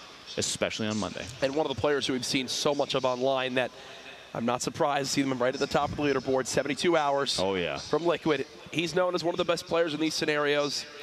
And there he was. And actually, wow, I was just complimenting him, and I just received word from production that we have an interview with 72 hours. Zeke, how's he doing? ladies and gentlemen, can you hear me? Yes. We can. First off, let's just talk about you two. You guys are amazing. Great castle day. I'm here with the winner, the #1 seed coming out for day 1. That is Liquid 72 Hours. Please come and join me, friend. How are you doing? First off, Tired, but I'm doing good. I mean, let's talk about this, okay? So you've fought through 2 games today to qualify, and then now you placed, after 4 games, the #1 player. How does that feel? Feels good. I did a lot of like research into how people played solos and how they were so successful, because I didn't find a lot of success initially in my solo scrims and my first solo summer skirmish, and I kind of went back and reflected, and feels really good that the hard work paid off. And I mean, you're no stranger, right? We've seen you all summer skirmish long. What has it been like to start from the very beginning, to make it here and now to show up and still show players, hey, I'm the guy at the top. I'm someone that you need to look out for. In the beginning, it was really nerve-wracking because you don't really know how you're going to perform in a tournament, but as the weeks have gone on, you've gotten more comfortable, and it feels good to show up today, especially on land. So. Now, let's talk back to the 3rd game where you literally clutched out. I mean, one of the craziest victory routes I think I've ever seen, right? You get pushed out of storm, you land, and with 3 HP, you secure the dub. What's going through your mind? What are the decisions you're making leading up to that moment? I knew the storm was coming, and I needed to get the minis off because I knew I didn't have shield. And then once I pushed that guy from the storm, because I needed to get rid of him because I needed low ground, and I knew my mats were low, and it turns out he was out of mats too, or I just didn't grab his mats.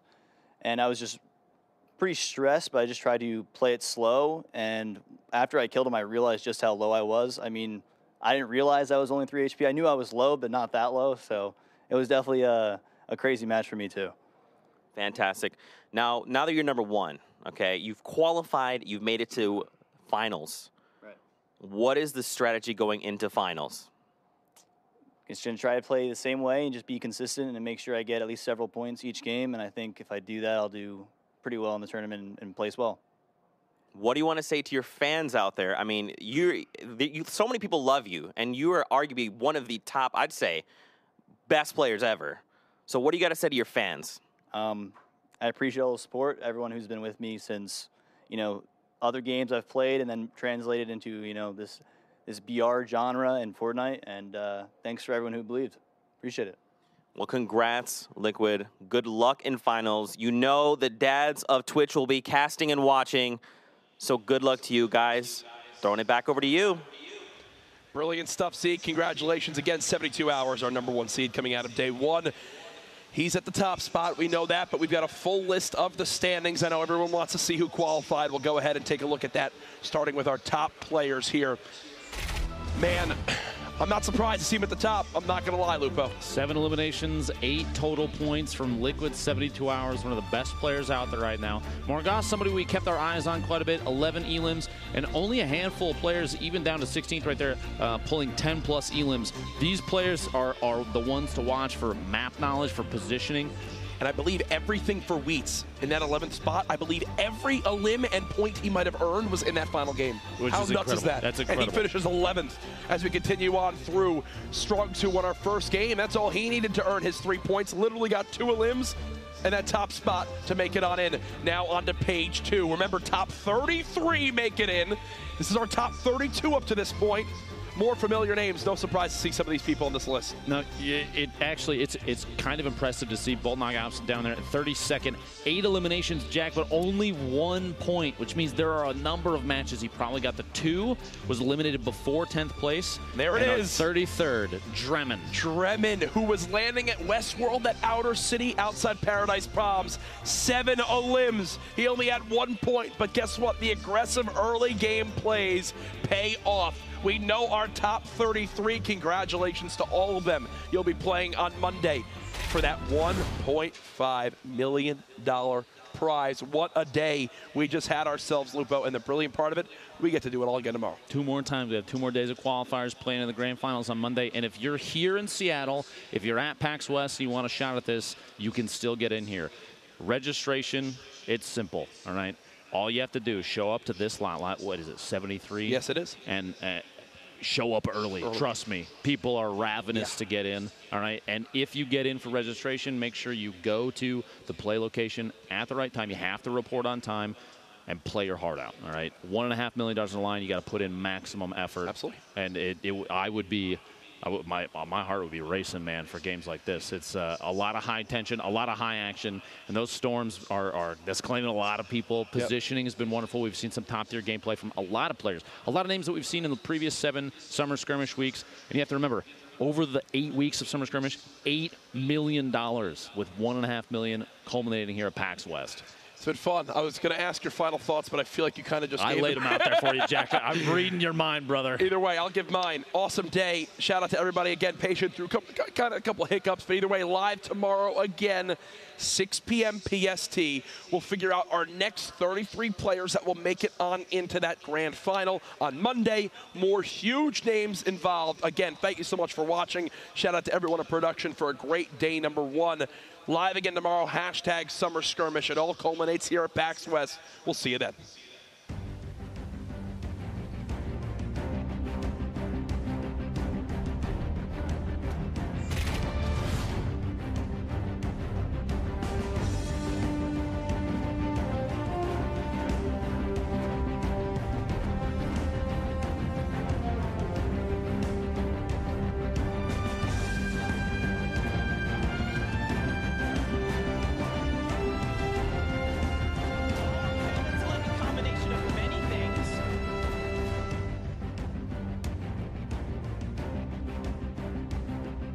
Let's go!